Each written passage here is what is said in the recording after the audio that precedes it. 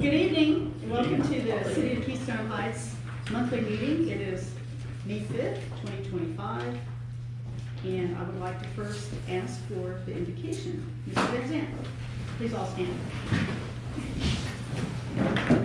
Join me in prayer if you would. Heavenly Father, Lord, we thank you for our freedoms. Lord, we thank you for this council assembled here tonight, for the freedom in our community and in our state and nation to govern ourselves.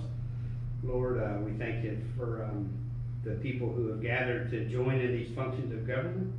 I ask that you bless every family member here or that's represented here. Lord, I ask that you protect our first responders and our military all over the place tonight, Lord, giving us the extension of these freedoms that our Constitution gave us in the first place.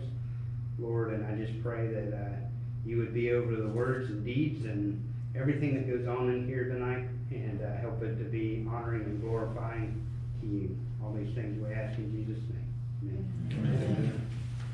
Amen. Did you pledge allegiance? I pledge allegiance to the flag of the United States of America and to the republic for which it stands, one nation, under God, indivisible, with liberty and justice for all. Thank you. Can I get a roll call? Councilman Cussler. Here. Councilman Welch. Here. Mayor Rodenroth. Here. Councilman Lewandowski. Here. Councilman Knight. Here. All present. Thank you, appreciate it. First thing on our agenda tonight for special recognition is to, number one, welcome our new council members for seats 1 and 2, Mr. Ryan Knight and Mr. Dave Welch.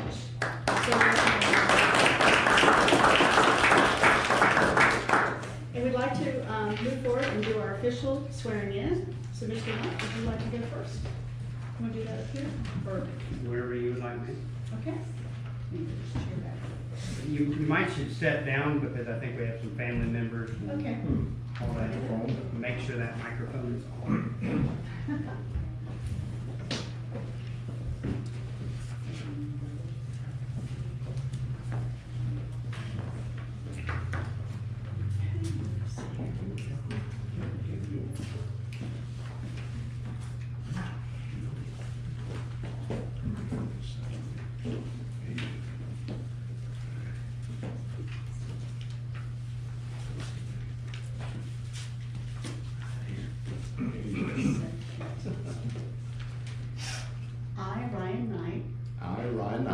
Do solemnly swear Do solemnly swear that I will support, protect, and defend that I will support, protect, and defend the Constitution and the government the Constitution and the government of the United States of the United States and the state of Florida. and the state of Florida. I am duly qualified to hold office I am duly qualified to hold office under the Constitution of the state under the Constitution of the state and the charter of the city of Keystone Heights. and the charter of the city of Keystone Heights. I will defend and faithfully perform I will defend and faithfully perform the duties of the office of the city the duties of the office of the city of which I am now about to enter. of which I am now about to enter. So help me God. So help me God.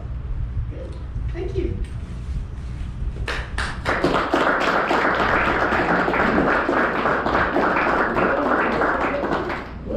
Wait, can I get one? Both together, and then I can do it all. Sure.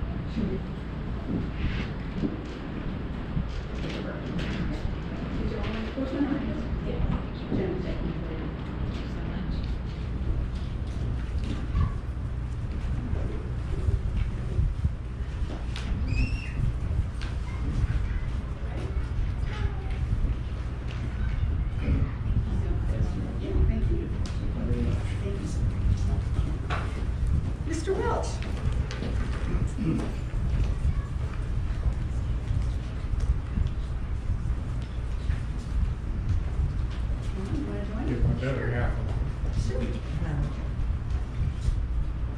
I, Dave Welch, do solemnly swear I, Dave Welch, do solemnly swear that I will support, protect, and defend that I will support, protect, and defend the Constitution and government the Constitution and government of the United of States the United States and of the state of Florida, and of the state of Florida, that I am duly qualified to hold office that I am duly qualified to hold office under the Constitution of the state under the Constitution of the state and the charter of the city of Keystone Heights. and the charter of the city of Keystone Heights. I will defend and faithfully perform I will defend and faithfully perform the duties of the office of the city the duties of the office of the city on which I am now about to enter. on which I am now about to enter. Correct. So help me God. So help me God. Thank you. Congratulations.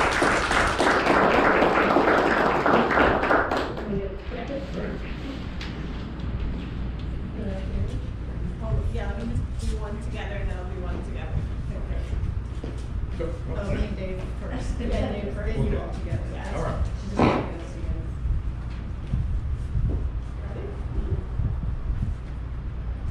Okay, now we can go together. There you Miss go. Ellen.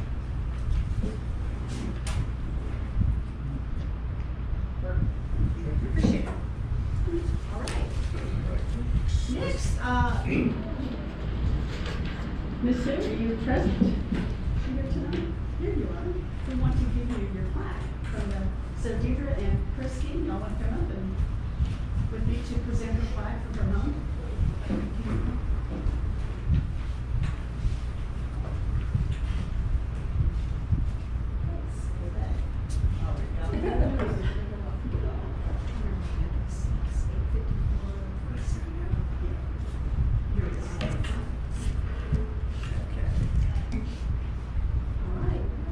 So on behalf of the Keystone Heights Heritage Commission, we want to give you your plaque for your home located at 85 Forest Street, which was built in 1942. Good.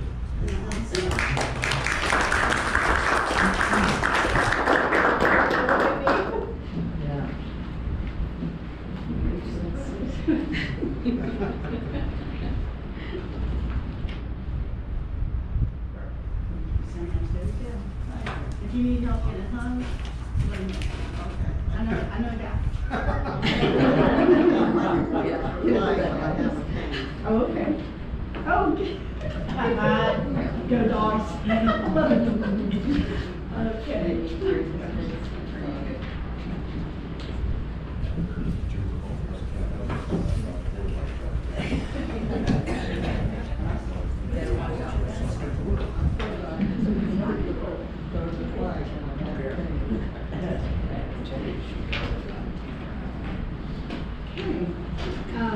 Before us, we have the consent agenda.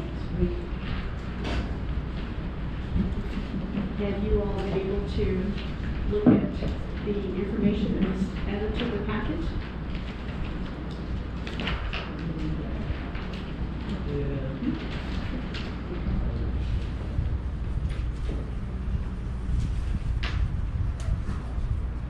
Just that one spelling. Who's, with the city clerk no longer here, who's doing the minutes? Okay, so page 9, under our April 7th regular meeting minutes. Item 17, Sabre Lakes, Mr. Van Katz, state and city staff, especially city engineer, Colonel Jamie Booth. We didn't spell Colonel right. It's a minor thing. And then, on page 12, with our CRA minutes, on the second page of the minutes there, talks about how Mr. Booth, presented us with information. In one sentence it says in 2025, there's about $120,000 in the CRA for Keystone Heights. I thought we said there was $400,000. There is in our account as of March 30th, roughly $400,000. Okay, so I think that that's an error of fact. Yes, sir. Which should change. Okay, that's it. Okay. Any other comments? Can I get a motion to approve? That's what I would. Implement. Oh, implement. I'll move that we implement the consent agenda as amended. I'll second. All in favor? Aye. Aye. Motion carries 5-0. Up next is our committee reports from the airport. Mr. Kirkland?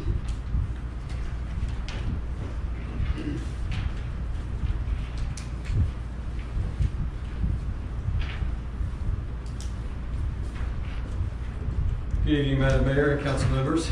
Congratulations to our new council members, Mr. Knight, Mr. Welch. Good to have you on board. We continue to have semi-regular military training that's utilizing the airport, and a good benefit out of that also is they're buying Jet A fuel, so that's good for our income.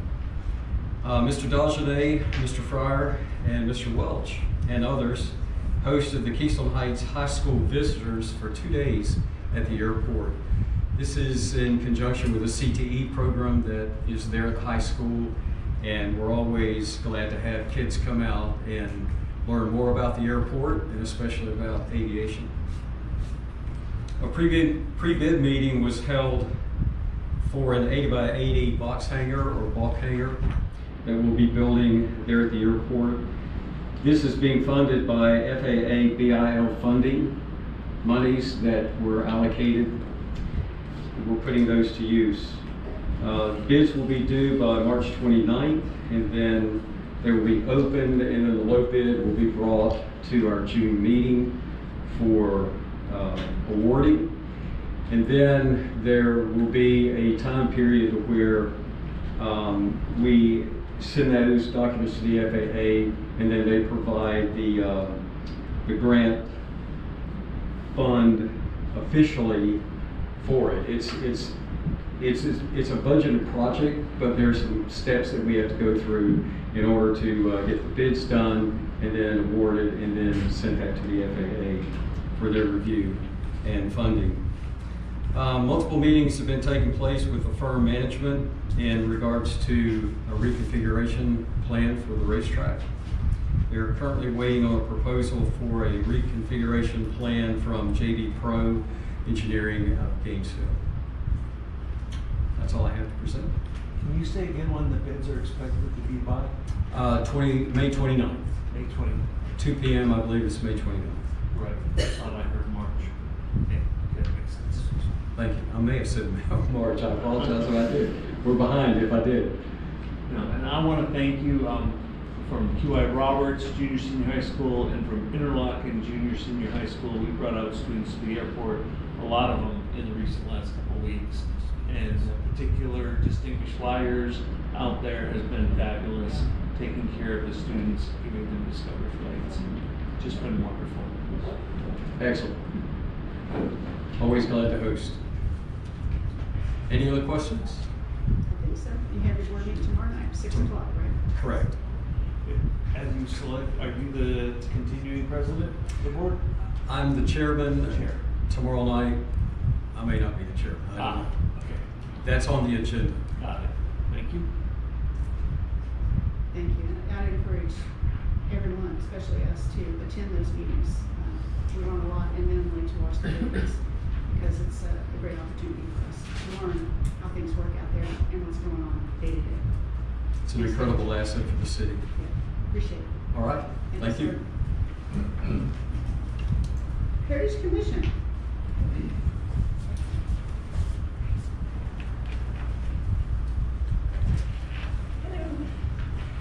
The first thing I have to report on is the field trip, which went really well. Y'all know because you were there.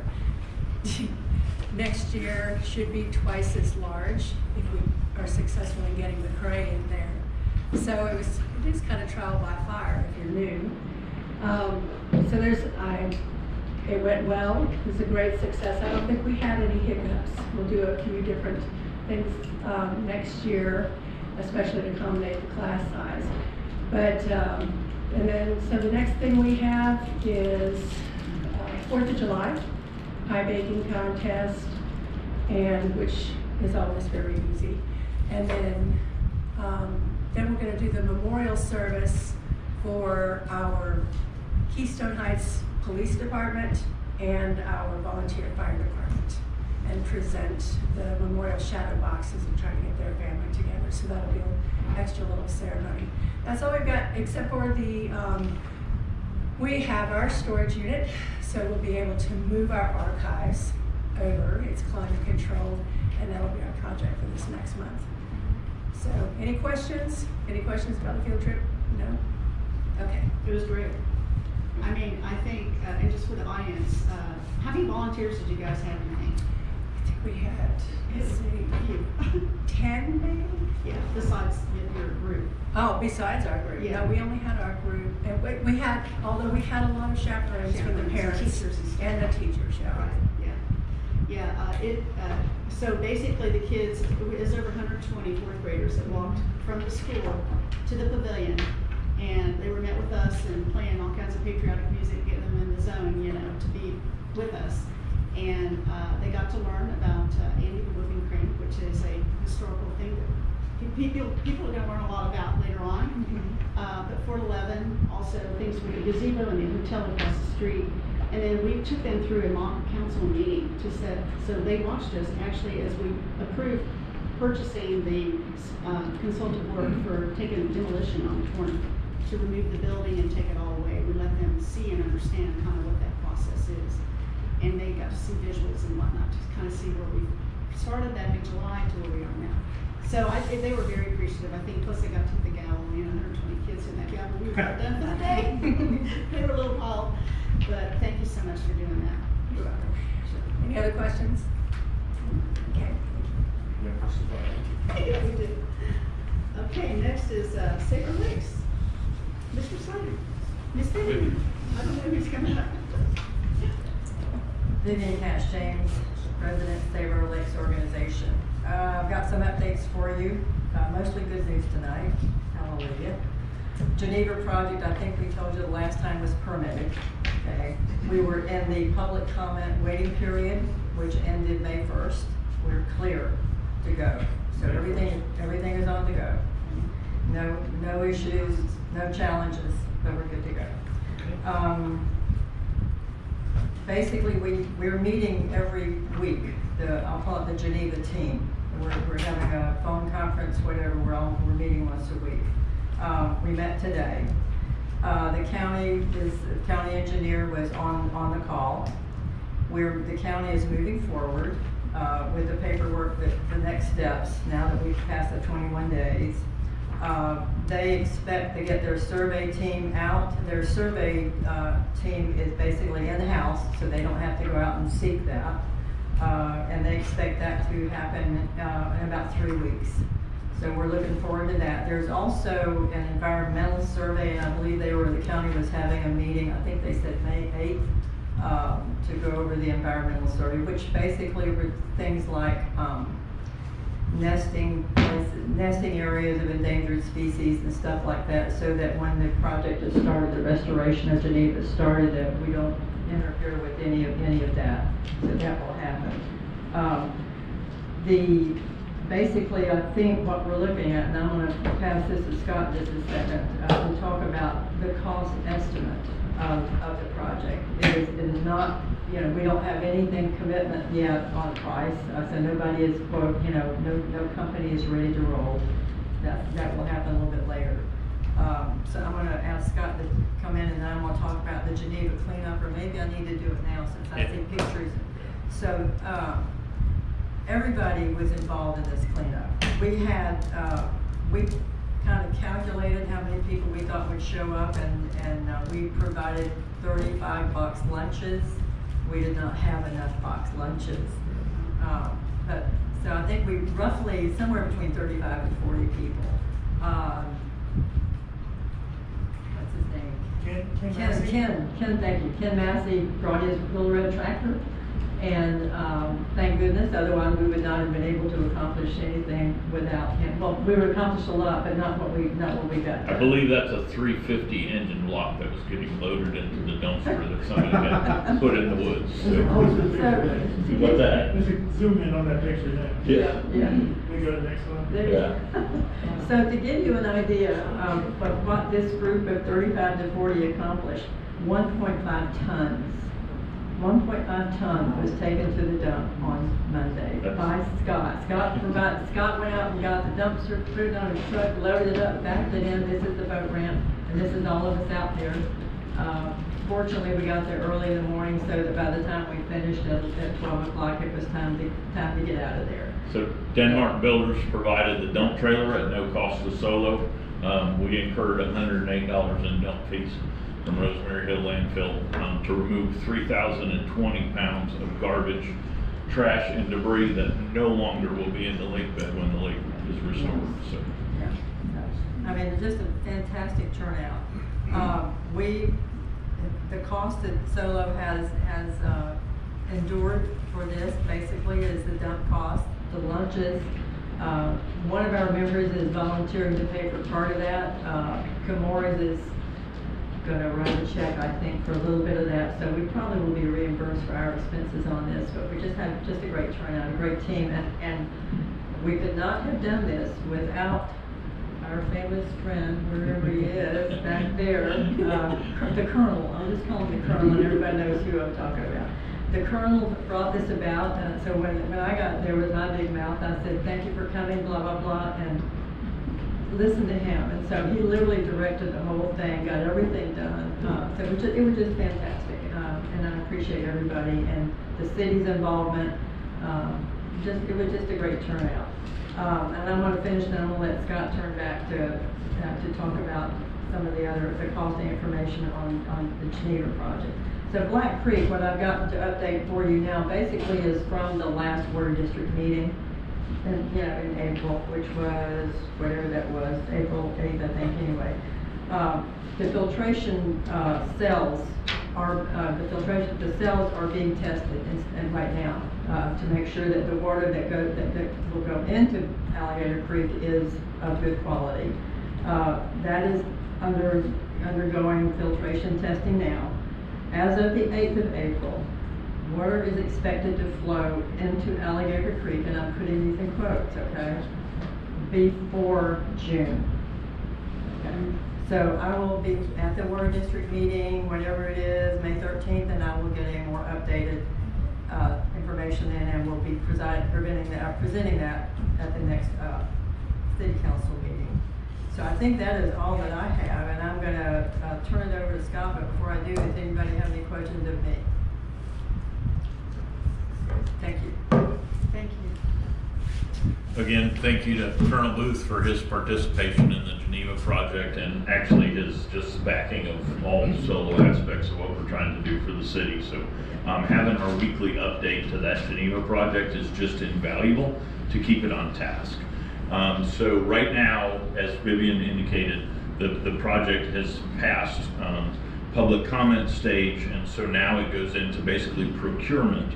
And the county is, as of today's meeting, their next step is to do an RFQ, and it's request for qualifications for interested companies that could participate in the bid process. And so that's expected to take place over the next 2 to 3 weeks.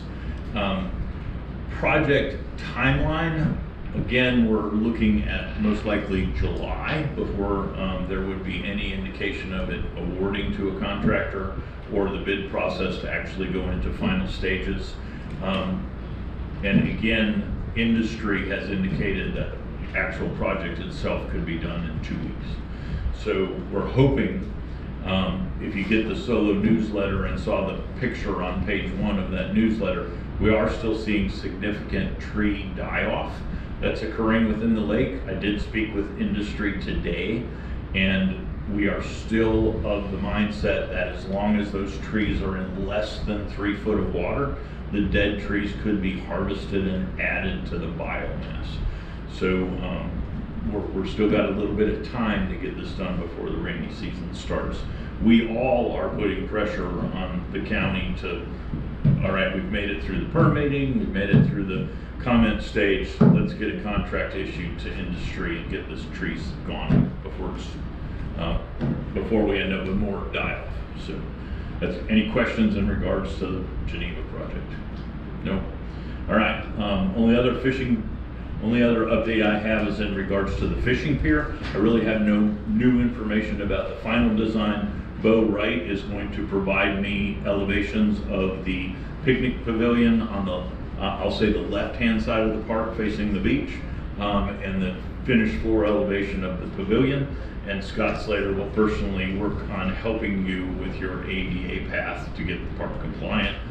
That won't cost you $58,000 in engineering and $300,000 in final stage. So we will incorporate my efforts into trying to solve that situation for the city. I think we can come up with a reasonable solution that you guys probably have the money in the bank to cover. So we'll get that ironed out for you. Any other questions? You don't happen to know our current lake levels of Brooklyn and Geneva? I can tell you if you give me just a second, because we publish it in the newsletter every month. So I can tell you we monitor Brooklyn very, very closely. The last 8-day span that I looked at, it dropped 2.4 inches vertically in 8 days. So we're losing about 2 inches a week in Brooklyn, because right now the water you see in Alligator Creek is not flow, it's lake level. There's really negligent flow. I think it was 0.11 million gallons per day.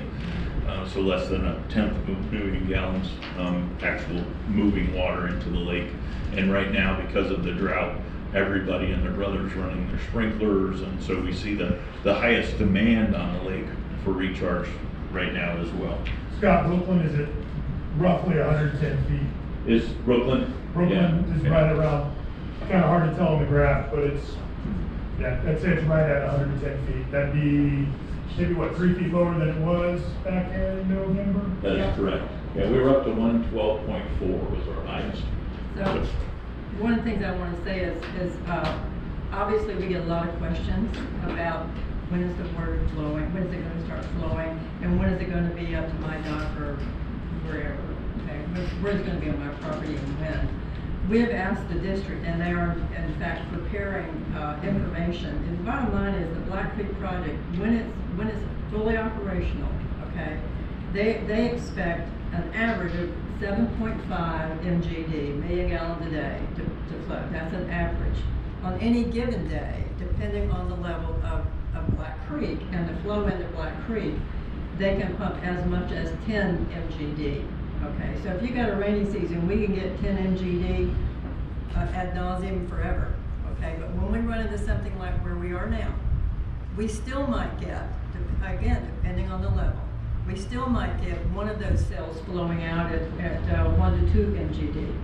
Okay, so all of that depends on the level of Black Creek, and the district is getting ready to provide what they call a dashboard. So I guess that means you can go online and look at it and see, you know, how much it's flowing, how many cells are running, blah, blah, blah.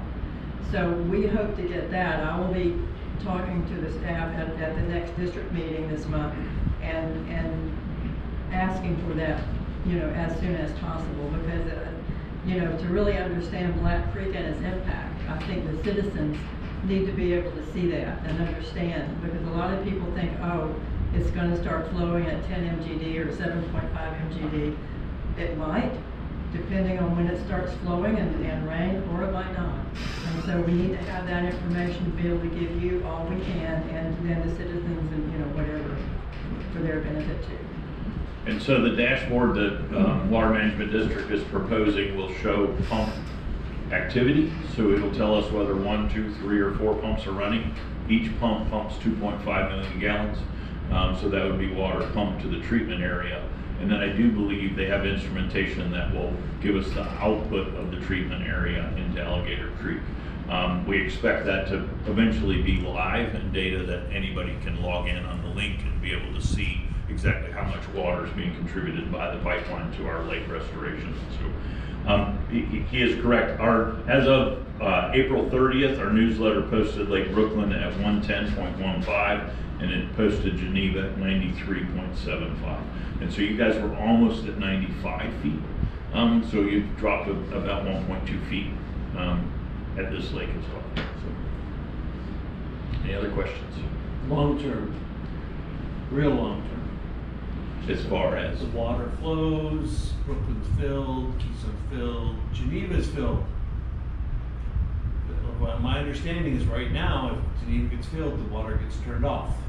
there's no agreement to let it flow to Old Field Pond, but we were gonna work on that. Is that still the situation? Go ahead. The 103, the stop, okay, is at 103 for Geneva. Okay. Back up, before they amended the permit for Black Creek, the stop was gonna be in Brooklyn. Right. Okay, and it was gonna be 1 foot below its outflow, okay? So, they amended, now the stop is in Geneva, and it's the same scenario, it's 1 foot below the outflow to allow for the rain event. Okay, so that if it's 1 foot below, if we get a hurricane or whatever, it's to prevent flooding, Right. so that's the main thing, is at 103.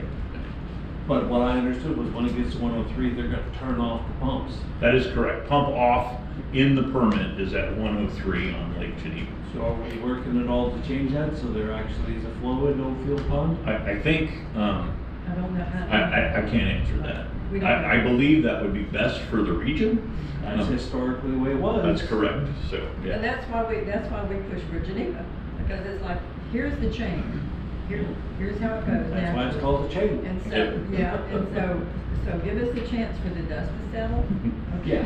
Yeah. I mean, I'm looking forward to it, no, never, I won't say that publicly. Never mind.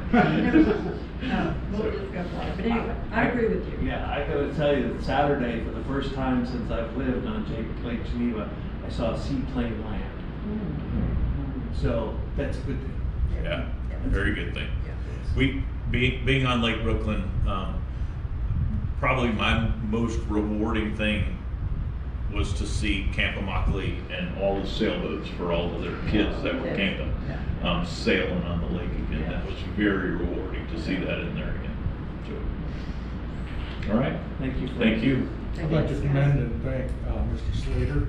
For those of the public that wasn't here earlier, we had gotten a bid of $200,000 or something to make the pavilion at Lakefront ADA compliant. And you figured out a way to do that for much less. We're working on that. So your proposal was 54,000 in engineering and 300 to 500,000 in implementation. We'll get you in way below that. So keep working on that. Thank you for reference. Thank you. Thank you. Next is Friends of Keystone. Jeter? Good evening, Deirdre Murphy, representing the Friends of Keystone Heights. I'd just like to say that our scholarship for $2,000 will be awarded to a senior of Keystone Heights High School. And that would be on Thursday the 15th. We also are having our meeting at the pavilion at 4:30 that same day. And that is over at the pavilion. I would encourage all of you to please try to attend. The next things on our agenda will be the Mayor's Ball, which is tentatively scheduled for November 8th. We have a discussion right now to have a parade float for the Friends of Keystone in the 4th of July parade. And the other thing on our agenda will be murals in the downtown area. What time is the scholarship? The scholarship is at 6 o'clock, and our meeting is at 4:30. Okay, and is that the It's at the pavilion. And then the scholarship will be at the high school, of course. Oh, the scholarship will be given at Right. the high school? Right, the scholarship is given at the high school. All the scholarships for, Play Electric, any of the other it's all scholars, that's scholarships everything. night. It's scholarship night. Oh, okay, great. Okay. That's the same evening as the next Florida League of Cities thing.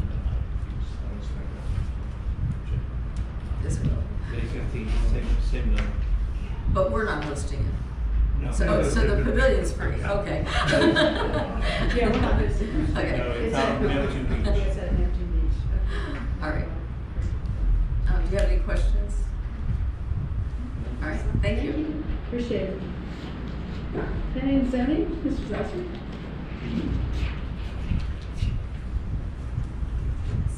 Good evening. Pardon my nervousness, but the last time I was in a room with 3 colonels and a chief, there was a certain debrief back in January. Kind of wasn't a pleasant evening for me at that time. But the deep magic incantation was uttered, and I have been summoned, and here I am. So a few things that were on the up-and-coming meetings for us that was presented by the city. It was recommended to us that we meet on a monthly basis, and I concur.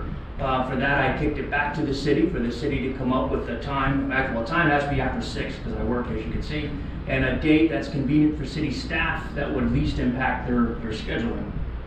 I understand that the city had a strategic planning meeting at once upon a time. Please let me have the notes. I understand that goes into our purview. I would like to review them and read them and understand your direction with what you want. The last thing I want is for us to work counterintuitively to what you guys want. And I believe a nice seamless flow of information is the best way to do that. Another item that came upon our desk in March was food trucks / gut trucks / roach coach policy. As soon as we can get together to meet, we'll be happy to go ahead and tackle that policy for you.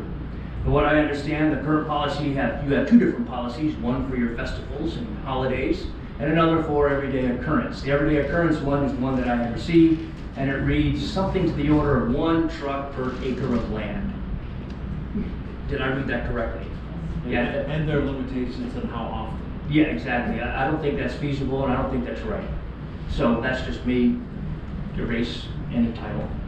The other thing that came across that I hadn't had to worry about it is an election. So an election posed a very difficult time for us. And I would rather that we in planning and zoning stay completely neutral. Whoever sits there, we have to work with whoever sits there. And whoever sits there, we have to work with whoever sits there. So my plan in proceeding with the ethics standard, I want to send Mr. Commando here an email. I'm not certain how this would look. I know what I'm familiar with, and that is the Hatch Act for federal employees, and I would like something that would reflect that. I know it's different, we are different, everything's different, but please, I'll send you an email. Any questions for me? The strategic plan, we definitely got to get your copy and all that kind of stuff. Please. The comprehensive plan is really about land use. And so when we go and do that, we really need involvement with the planning and zoning. Do you have a set time and date when you do those meetings, or are they here? We do not have a set time and date for the next workshop, no. We do, the next, that's the CRA, things that happen. Okay. No, it's not the same. No, it's not. If I can't attend those, they are on file with the city YouTube, correct? So the current comprehensive plan does exist, and maybe you should just start by familiarizing yourself with the current one. I can do that. I'm sure it's online someplace. Then we can talk to you. Is it at the Muni Library? I can get you a copy of it, it's not important to me. Thanks. Yeah. Thanks. And Yeah. the draft of the strategic plan was already sent out, I think it was a month ago. I didn't get it. So we have a copy of that. It's usually included in those packets on the website, the city website. You'll see agenda packet. I'm gonna nod like I know what you're talking about. Yeah, and when you're looking at the new setup, it has these line things entered, and if you hit the PDF, the beauty of this is used to, we couldn't do that. We had to go. No, we couldn't. We had to bring our own business. Yeah. So you hit the PDF, and it's that document by itself. Okay. That you can save to your computer, whatever you want to do. That's the plan. So that was released, and I think, and I can send you all a link for that, or I can even send you a copy of it. Whichever's convenient for yourself. My homework is look up Muni Library for Chapter 17 for planning and zoning under Keystone Heights. That's my library. It's my homework that I'm going to play with. I remember that. Yeah. I was there once upon a time with you. So yeah, I hope you can engage you with that. The last meeting for the CRA and our workshop, and I think it would be good for you to have some input on this, especially the CRA plan, anything strategic plan. Well, we need to understand some guidelines here. All I do is say, yeah, sounds good. You guys rubber stamp it. There is no veto power on this end of the board. That's right. There is some, like variance. There is some, yeah, but that happens before it goes here. We good? Thank you. Anytime. Thank you so much, John. Events, Ms. Drew?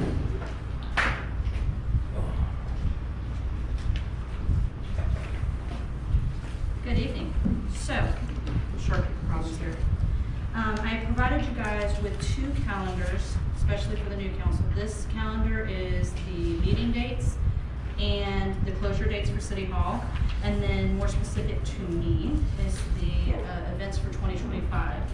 Mr. Councilman Lewandowski, I just let you know that on here it does say whether or not it is a City Keystone Heights event, something I'm orchestrating myself. If it is a Keystone Heights Heritage Commission event, which I provide support, or if the AMBETS or American Legion are part of that. All of these are on the calendar, except for I think there's a couple of things that I found today when reviewing that I've sent over to our website coordinator. I do not know if they will change. They weren't before this meeting, but they will be by tomorrow. I've also looked at the meeting dates as well. I know that City Manager Charlie Gazant is going to probably ask you about your July 7th meeting, because I know typically we don't meet there. That I will amend once we have more information. All events are on Facebook. All events are on the website. They are both updated regularly. When we get closer to the event or add more information, I add more information on there. Bark in the Park and Pro Watercross are the only events left in this month, both running very smoothly. If you don't know about Bark in the Park, bring your puppies to the dog park behind Hitchcock's. That's at Sunrise Park or Paradise Park. And we'll be having an event there. We'll have a photo booth for taking pictures with your pets, food vendors, regular vendors, and a dog costume contest. So, do you have any questions? Yes. Can we add to this anything having to do with the centennial? So for example, November 8th is the mayor's ball. So I just got those. I've missed the last 2 meetings with Friends of Keystone. I will be at the next one. I just didn't have the dates because I wasn't at those meetings. I did put notes in here for that. So when I go to that meeting, I'll make sure that I get the dates, and once they're confirmed and definite, then I'll put it on there. Oh, one other thing with the calendar, I did put the Lake Region Prosperity Partners on the calendar, but I did not put the Lake Area Business Association because that is members only. And they asked that we do not put that on there, but what I'm doing now is the front desk notifies me when a business asks for information. If we have a business license, we're gonna start doing this immediately too, where they're connected with the chamber for the Lake Area Prosperity Partners, with the Lake Area Business Association, and any other organization that I think might be helpful for them when it comes to their business. And so I will reach out to them. Anything else? I was talking earlier, a week or 2 ago, with their city manager about access to the calendar and the ability to update it and make changes. Have we made headway with our website company? I thought I reached out to you about that. I do have access now. It is for emergency. It is a complex website. I can't go in there and delete something or change something, but still I like to go through him because it's much cleaner and clearer when he does it, because it is a very well-made website, and I am collaborating with him regularly. He's just out of town today, so when I send him that information, he said, I'm out of town, I'll send it to someone else. If it's not done by this evening, I'll get to it. So we have a great relationship, and he is working with me, but you do have access, myself and Wendy. So. Good. All right? Yes, I like it when we control our own calendar. Yes. I do not like it when we are put in bad position I because understand. It is. someone at the company is not available, or they didn't give us access to our own website. We do have access. The reason it is a very complex thing, it's more likely that I'm going to mess it up and make it look bad, the way it's set up, but I do have an emergency, so I can take out a calendar date or I can change it and amend it. But when it comes to more detailed stuff, like for instance, my events, I give him a myriad of stuff to put in there. When I enter it in, it comes up with a PDF on the front page instead of a link to it. See the difference? It's much clearer and clearer when I give it to him, but for emergencies, we do have access. Understand, but when we have stupid stuff show up on the calendar. I know. And we are gonna look into how many people are accessing the website and get some more data on that too. Thank you. What is the turnaround, Drew, when you request It's usually change? within less than a couple hours, sometimes Is that as right? much as a Okay. day. But it's usually very, very fast. And the only time that there is a lingering problem is either I didn't get to it that day, that's a me problem, or it is what I expressed in the email was probably better with a phone call, so I can say, hey, listen, pull up this page, this is, just a more detailed, it's just a misunderstanding, it's not necessarily a speed problem on his part, it's a clarification thing on my part. Thanks. Thank you. Thanks for no problem. Next, Mr. Wright, project updates.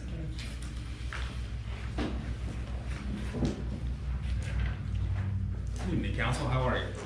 Great. So I've got a list of probably 30 projects, but I'm just going to go through just and kind of highlight just some things that we're working on. And if you guys have any questions, just stop me as we go through it.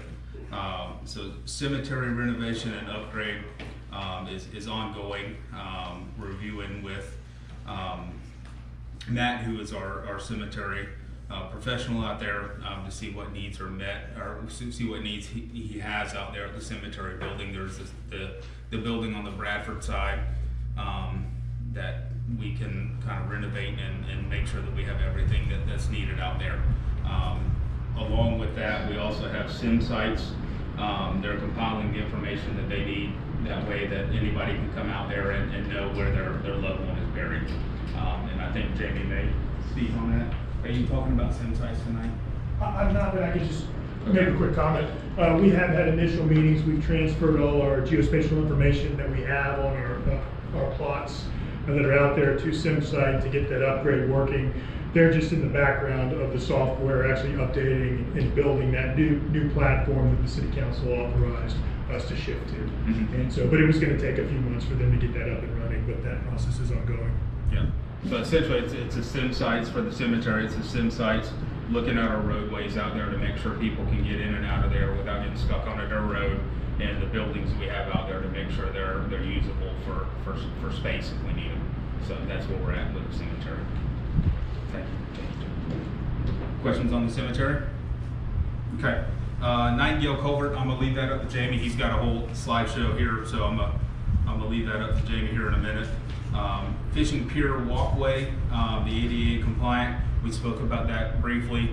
So where we're at right now, I have sent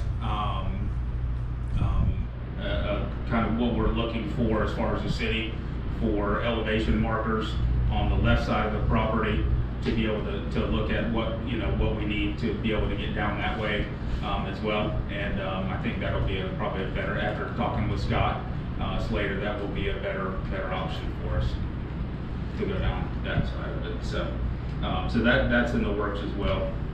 Streetscapes, I've met with one of our 3 engineers that we have on staff, our outside engineers. He has all of our old documents, which is basically just a bunch of pretty pictures. No construction documents of anything have ever been drawn for that.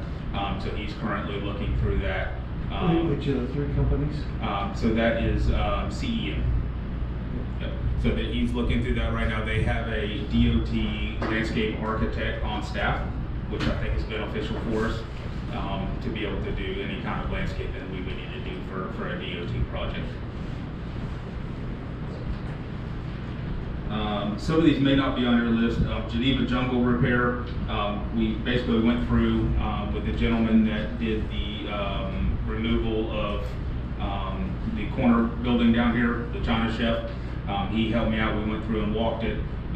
He's made a lot of repairs down there, so everything is safe for now. There's no crooked edges, there's no boards that are missing. He repaired some joists for us, so everything is safe for our children now. Street sign refresh, as I get looking more and more around the city, I found out some of our stop signs are not regulatory size. I found that some of our signs are really hard to read, especially street signs, and it's been a long time coming. So essentially what we're doing right now is taking portions of the city. I've got about half of it done right now, but just going through the city and looking at what signs need to replace: stop signs, 4-way, the street signs, to caution children at play, whatever it may be, and just compiling a list. That way we can go ahead and make a plan to start repairing some of our street signs. It's been long overdue. One of the things that we talked about when we brought this up was putting signs on every single street where you enter city limits. So that way, it's very evident who is in the city limits and who is not. And if you want an example, Orange Park does this very well. Every single side street, they have a sign. And it doesn't take much, but it looks nice. So if you could look at that, as, I'm not sure how much it would cost. You know, maybe it's phase 2 of the sign project. I don't know what you want to do, but Well, and this will probably be in several phases, because the street signs they're not cheap. You know, they're called, I went and looked at them, like, holy cow. So they're not cheap, so we'll probably end up doing it in phases.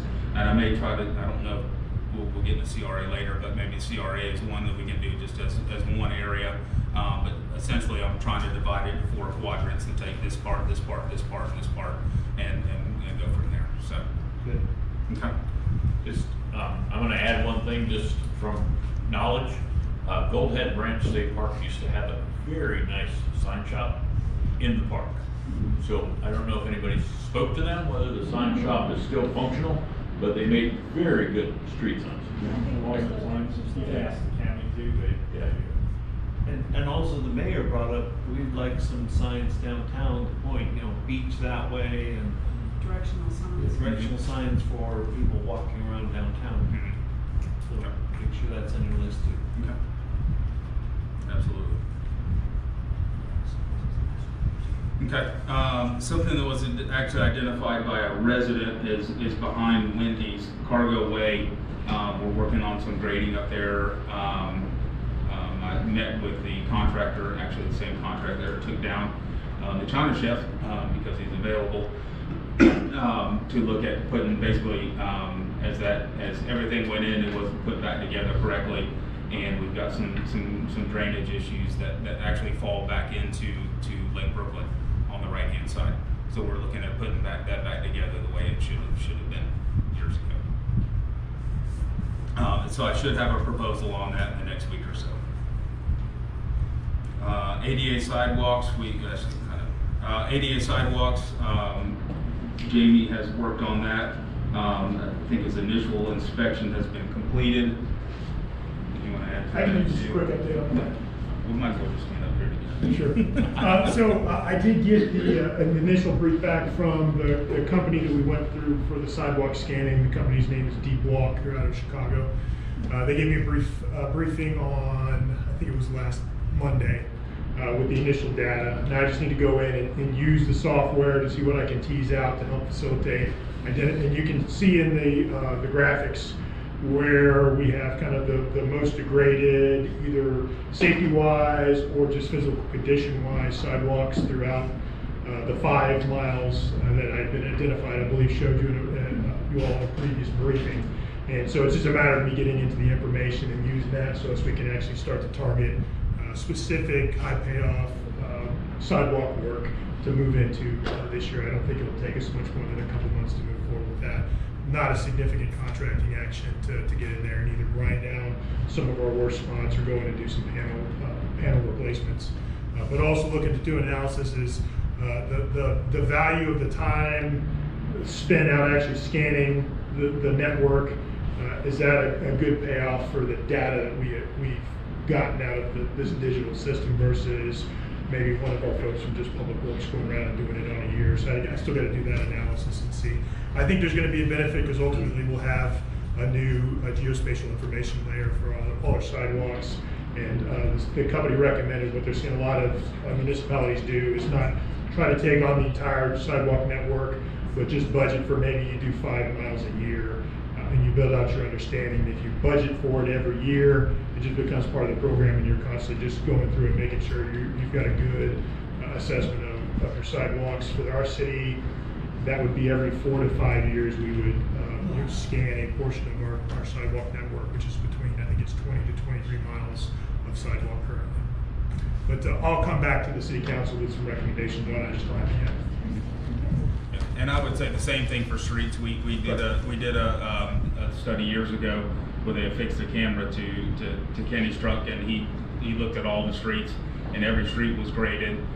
So, you know, and talking about, you know, budgeting going forward, looking at a long-term plan of looking at, you know, okay, you know, our streets are okay right now, but at some point we need to, you know, put in some money for some long-term goals for our infrastructure, for our streets and our sidewalks to make sure that we're covered. So that's not really on here, but just something to keep in terms. The company is called GeoWalks, right? Is that right? That's Deep for the sidewalks. sidewalks was The Deep sidewalk. Walks, Deep- Deep oh, Walk, Deep Walks. Deep, W-A-L-K, Deep Walk. And they're actually an associated company. They were working with a company that we used for the road scanning was Roadbotics, if I remember correctly.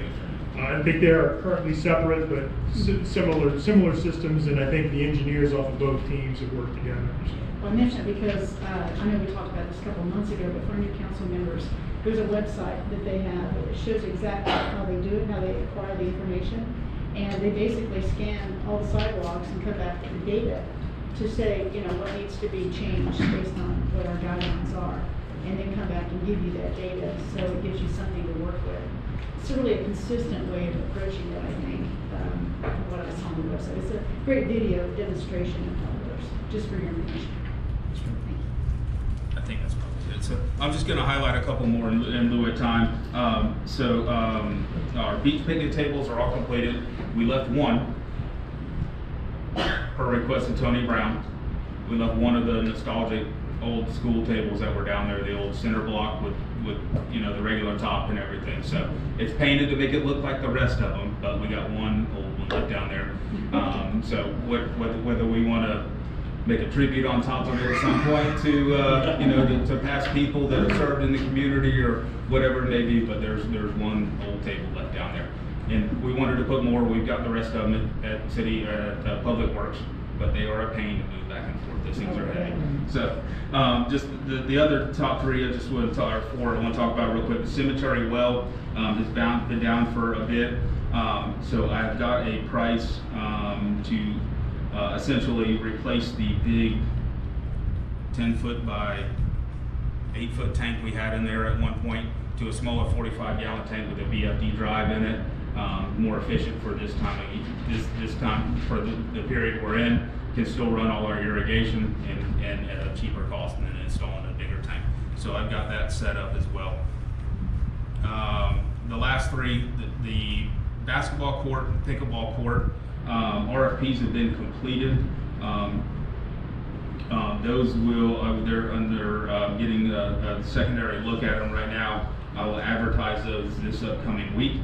And then the RFP for the tennis courts will be ready by I'm hoping by this week, because I have to get it in by Thursday of next week to be able to advertise it.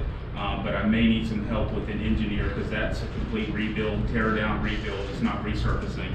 So I'd like to get a second pair of eyes on that from one of our engineers. I did speak with one of them, and they would be glad to look at it for us to make sure that we're doing the right thing for the tennis courts as far as a complete rebuild on it before I send the RFP out. These RFPs, are they going to include the fencing and lighting or not? So they'll probably be separate. So that the fencing for the fencing that we have at the pickleball court is in good shape still, with no tears, no anything. The fencing we have here at the tennis courts is actually in really good shape. It's just this one side that we got that has a tear in it. So we could look at what I was going to do as an inclusion, as a separate line item, you know, as an alternate, include, you know, fencing and include lighting on that as well, so we can actually see the pricing as well. So a bid option. A bid option, correct. That's correct. And would that be then fence repair? So I would do it. I would do the fencing as both fence repair and fence complete fence renewal, you know, new fence, and then the lighting would be 100% separate. Okay. Thank you. So I have called Clay. I've called several people about the lighting. Is really hard to find somebody that will do that kind of work up there. So that's really difficult to find right now. So, but we're still looking.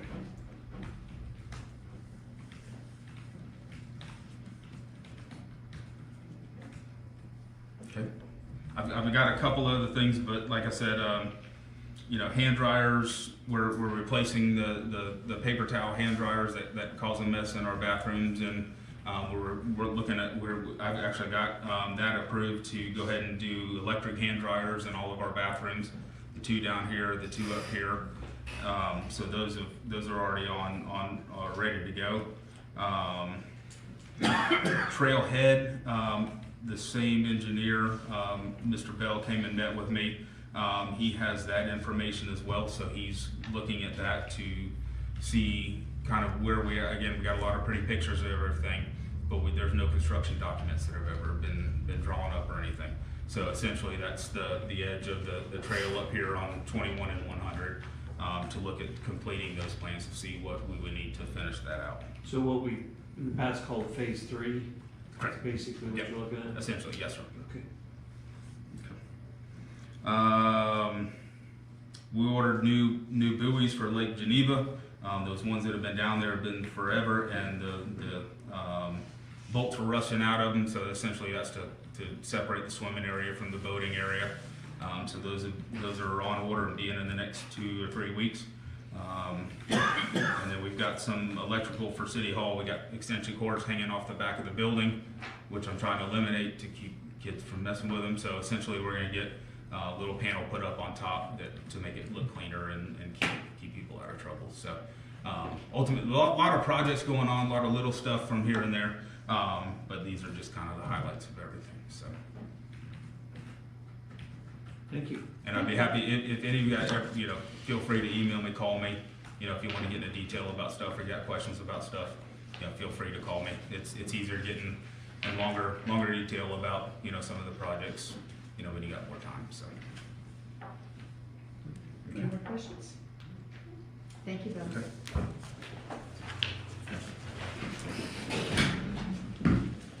Mr. Booth.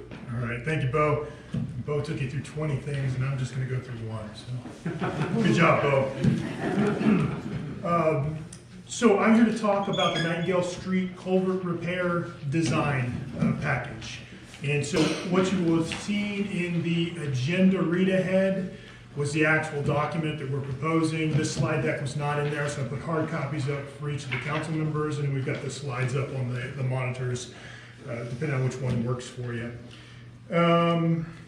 So I'll move on to the agenda. Bottom line, actually one quick second before we switch over. This is a quick picture of the location on Nightingale Street of the culvert we're talking about. What you're looking at doesn't look like there's a culvert there. That's because that's a sidewalk that goes right over that culvert.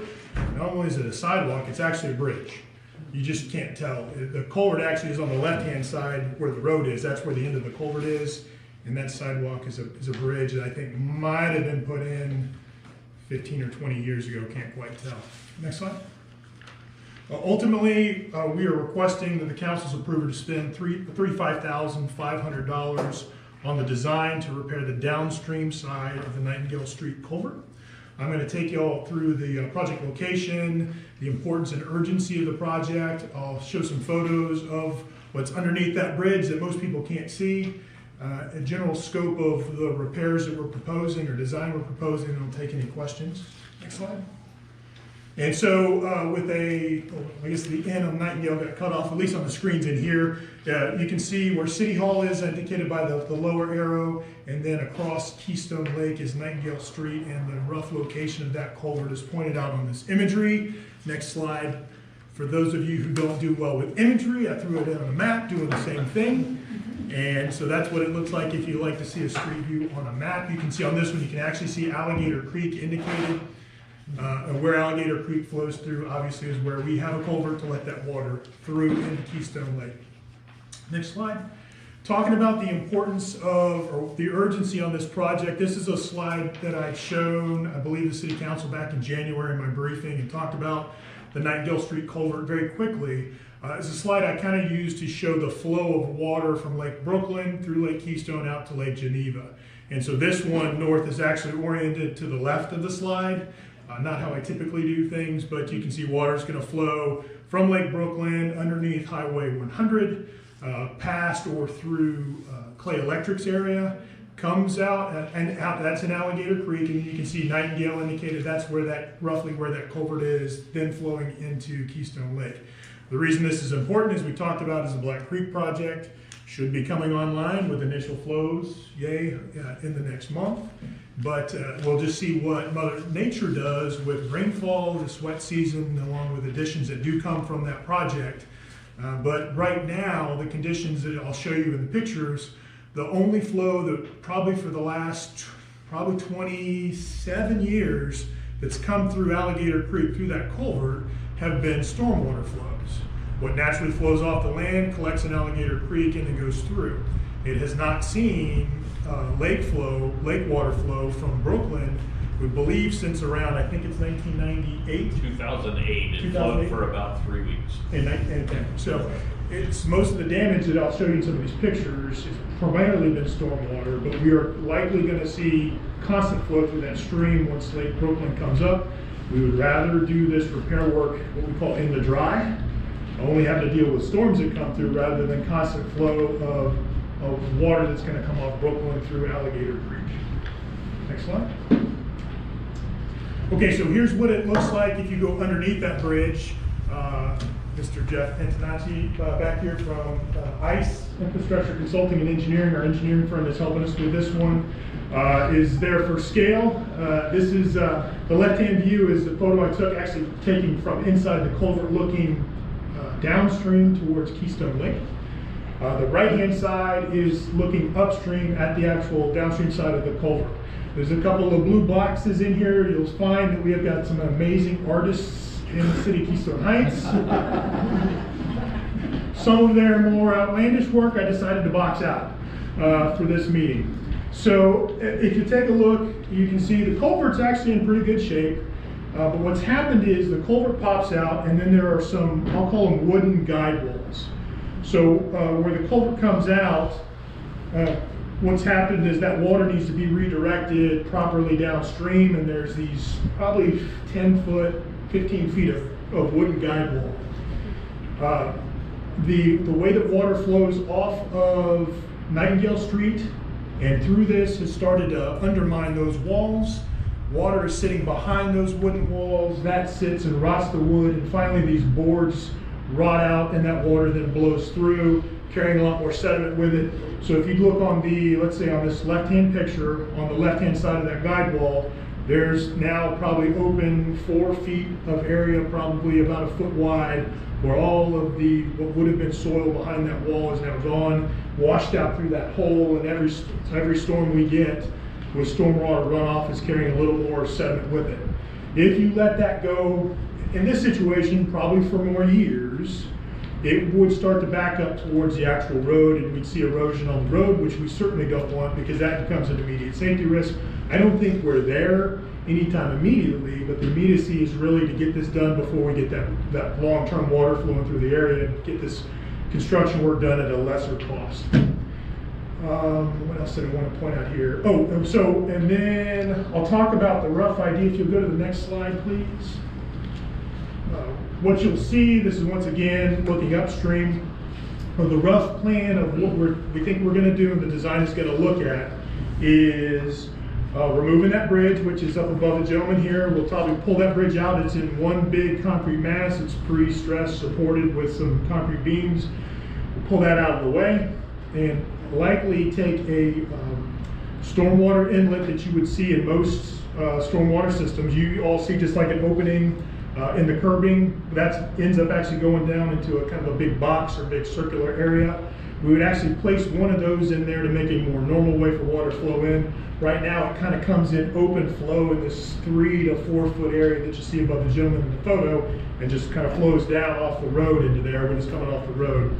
And we just do a general inlet there, and then we would do an additional culvert that would come out and kind of replace this guide wall area to get that redirect.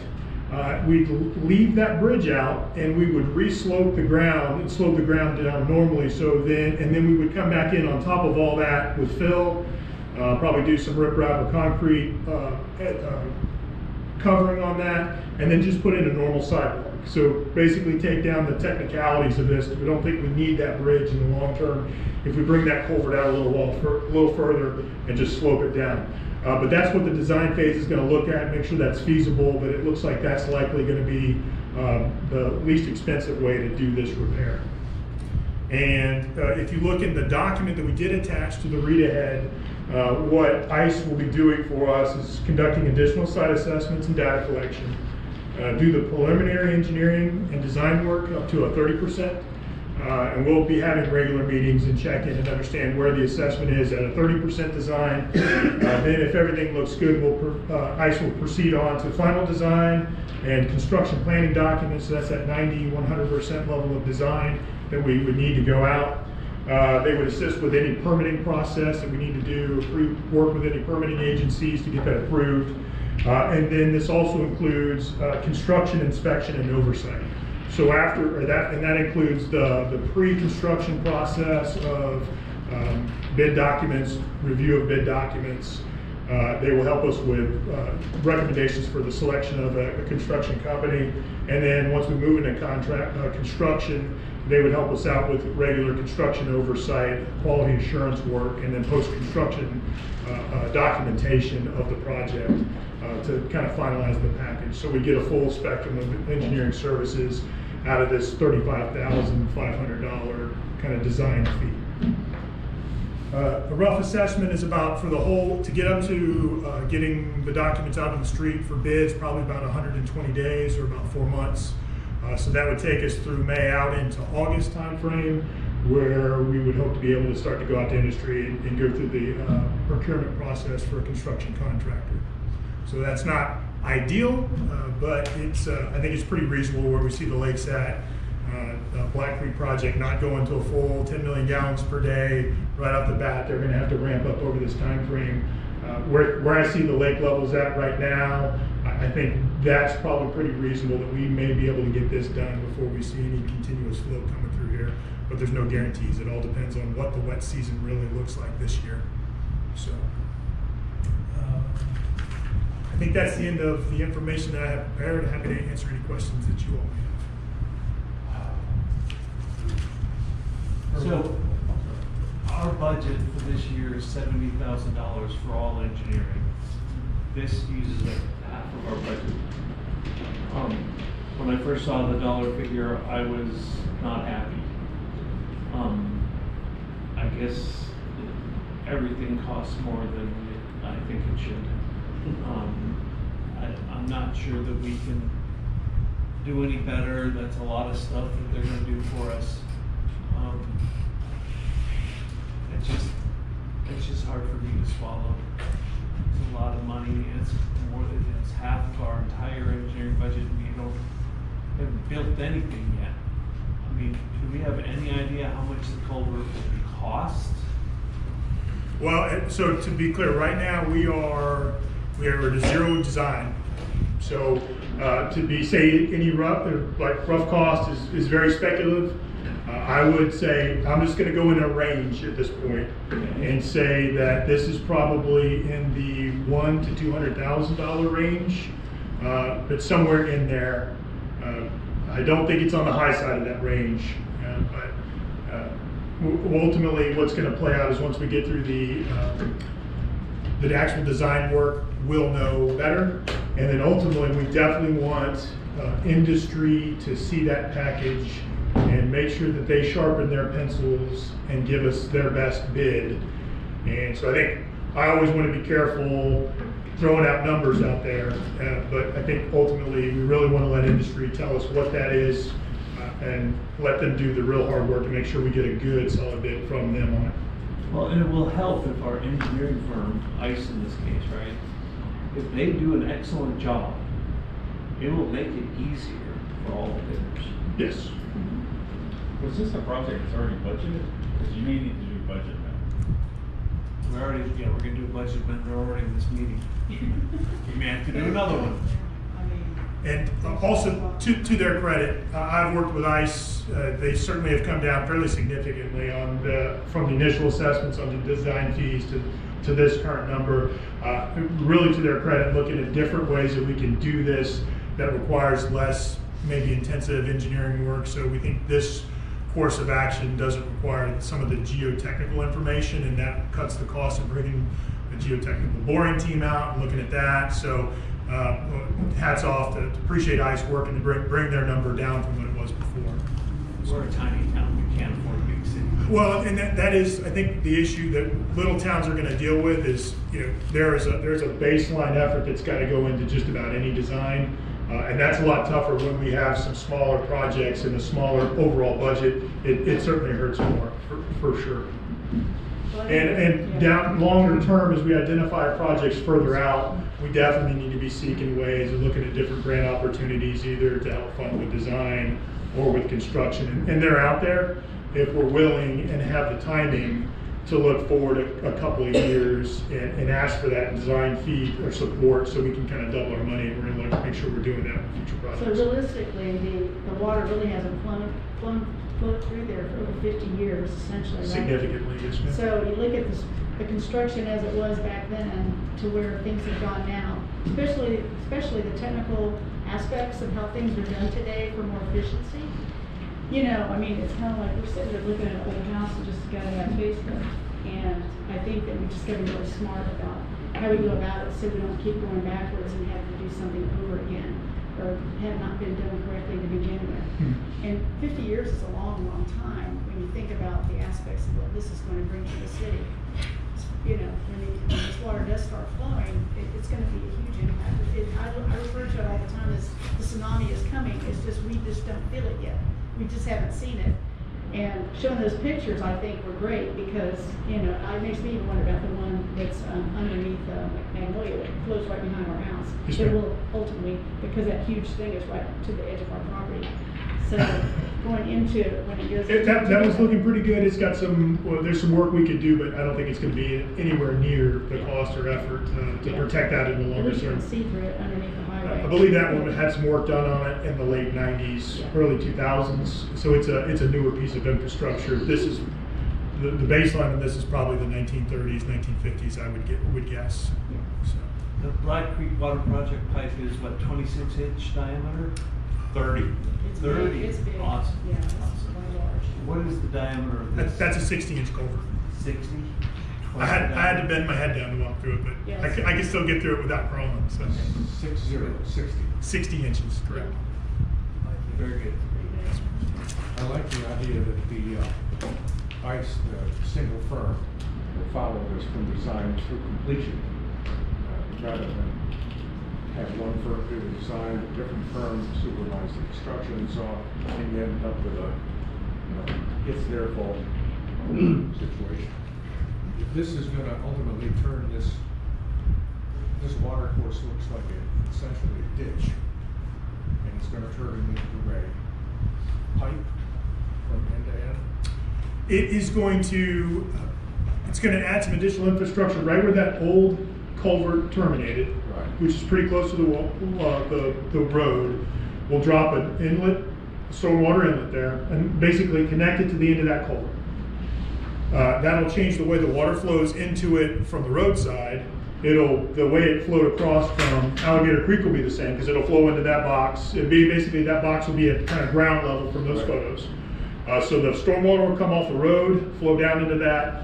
Creek water will come into it, and then basically going out of that inlet box will be another culvert piece that goes towards Keystone Lake. And then we will basically bring fill dirt back in, slope it back down to grade, and do some work at the bottom of that slope to make sure that either if lake water comes up to that level or stormwater flows, that you won't get eddies and you won't get that undercutting action that you saw in some of those photos. I apologize, I didn't have time to build like a picture of what that looks like. Hopefully my verbal description helps. I do need pictures. Yeah, I tried to get as many as I could. I know they're a lot more helpful. So, a couple of questions. That may sound stupid, but someone at home might be asking this. Worst case scenario, we do nothing. We've got a flood risk, is what you're saying. You've got multiple risks. I would say if we do nothing in the period of 5 to 10 years down the road, I'm guessing, could be faster, Yeah. you would have roadway issues where Nightingale Street, if it got undercut, would not be trafficable. And then you could also have collapse mechanisms that might collapse some of that or get in front of that culvert and slow the flow of Alligator Creek flow. That could then back that water up, and you could see some flooding issues. Particularly, there's a property very close to the upstream side of that culvert, which is actually, from looking at it, the only property in Keystone Heights that I can see, which is in the 100-year floods, which is close to the 100-year flood zone. Right. So there could be a fairly immediate impact to that one property upstream. Okay. If the worst case scenario of failures was to play out. And so are there other properties behind, are there other projects like this project that you expect to bring to us in the future? Or is this the worst situation? This is the worst one that I am aware of. I have walked Alligator Creek from all the different structures all the way out past Geneva. I think there's another structure between Geneva and Oldfield Pond I wasn't able to find. I've even walked the structure off of City of Keystone Heights out that goes underneath Highway 100. All of them are in much better shape. This is the most significant issue, particularly in the City of Keystone Heights limit for storm water that I've seen over the last few months, and I've pretty much walked most of the infrastructure. And your recommended course of action, there's no other way to patch this, to do it, is to do the course that you suggested. We have looked through it. We've talked to it with a lot of different engineers. This is the minimal level of repair we need to do. I would say a lot of folks would go in and try to do a full overhaul of that entire culvert crossing down the line. I don't necessarily think that's needed. Okay. This is just working on the downstream side. I believe is the most reasonable effort to get a good fix in that's going to last the city for several more decades in the future at that particular location. Yeah.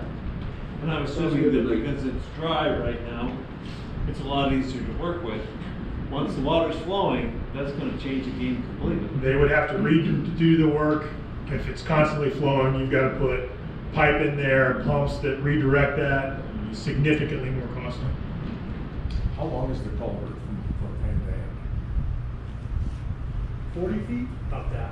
I'd guess 40 feet from the upstream to the downstream side. Do you expect there'll be grates on each end or something to prevent it from turning into a playground? We could look at that. You can only do so much. When you start to put those grates in front of it, now you're creating effectively a trash rack that screens trash, and now you create another maintenance issue for our public works folks to go and clean out. The culvert seems to have been the right decision. It's overseeing its life expectancy for sure. What do we need to do to move forward? We need to make a motion. I make a motion to approve The city entered into an agreement with ICE for $35,500. Does that sound right? Sound good to me. I'll second. Any comments? All in No, it favor? just needs to be done. Aye. Aye. Motion carries 5-0. Thank you very much. Appreciate it. All right, next is action items and interim clerk, executive assistant.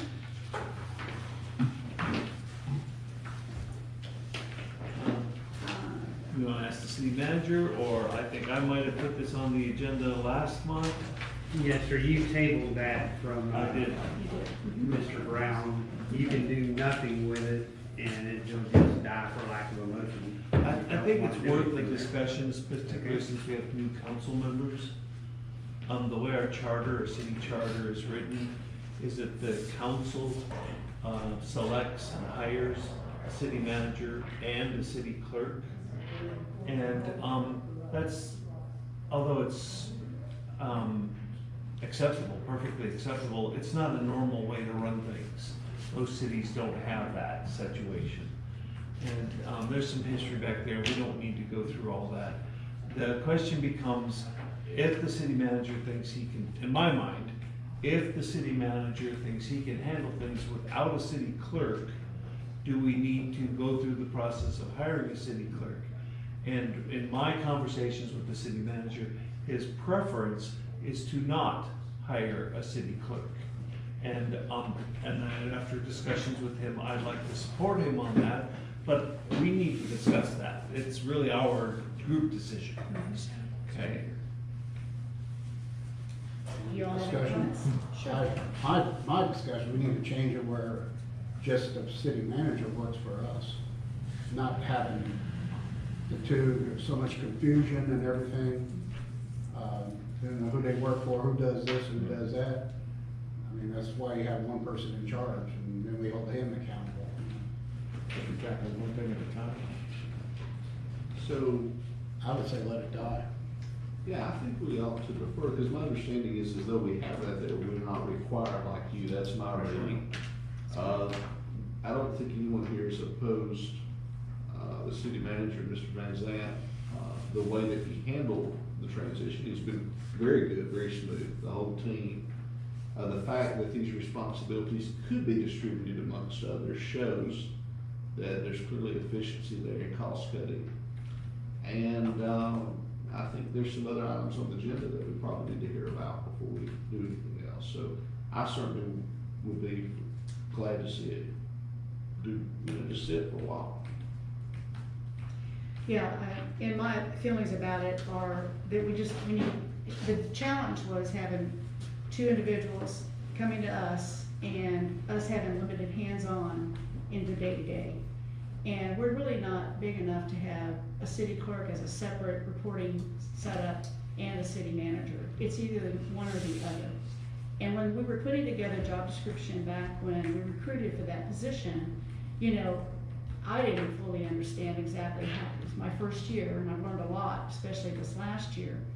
But to me, with our current setup, I think that the city clerk reporting, or if they want to call it clerk, reporting to Mr. Van Zant, and you identifying the duties that you see, you know, efficient for our needs, is the right way to go with our current setup. I think it allows that person more opportunity to grow. When they were totally under us, it's based on the contract, these set responsibilities, and it really kind of closes them off from other opportunities that happen within this building for other growth.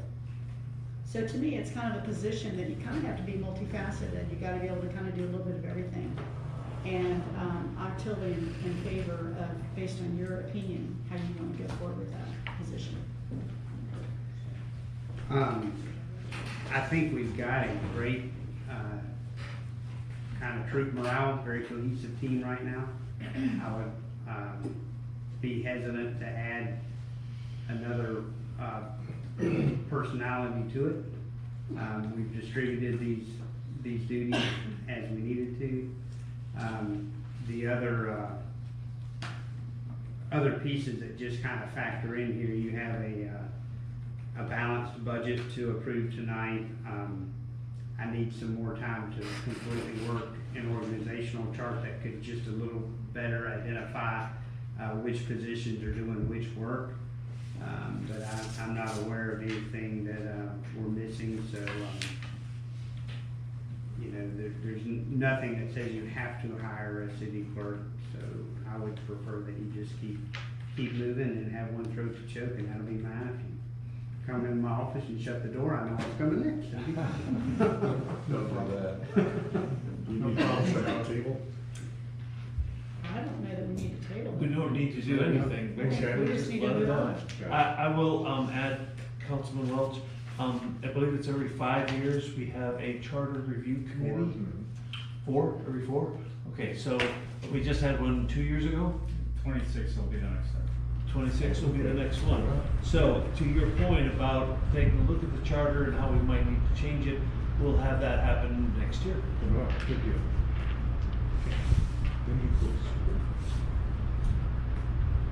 I will entertain a motion. We don't need to do anything, just let it die. Just let it done, okay. All right. Next is the Clay Electric easement and the Keystone Heights Airport.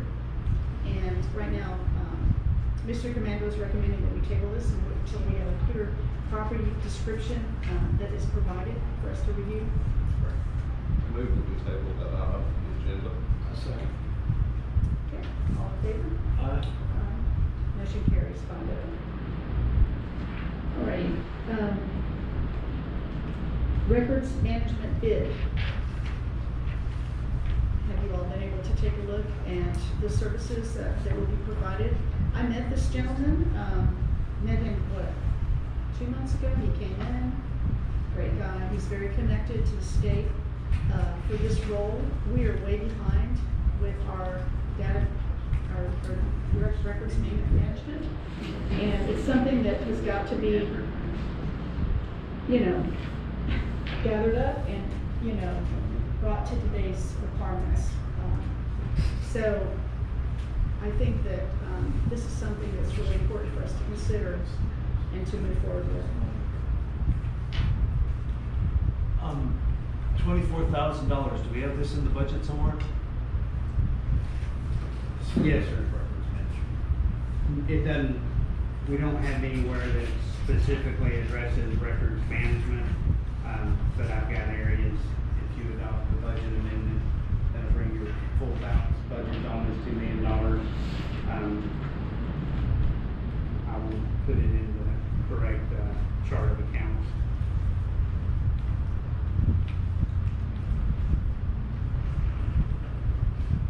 Saying here that he can, at least my notes from the document, was around 10 business days, and he bring his staff in here to get it done, get it brought up to speed.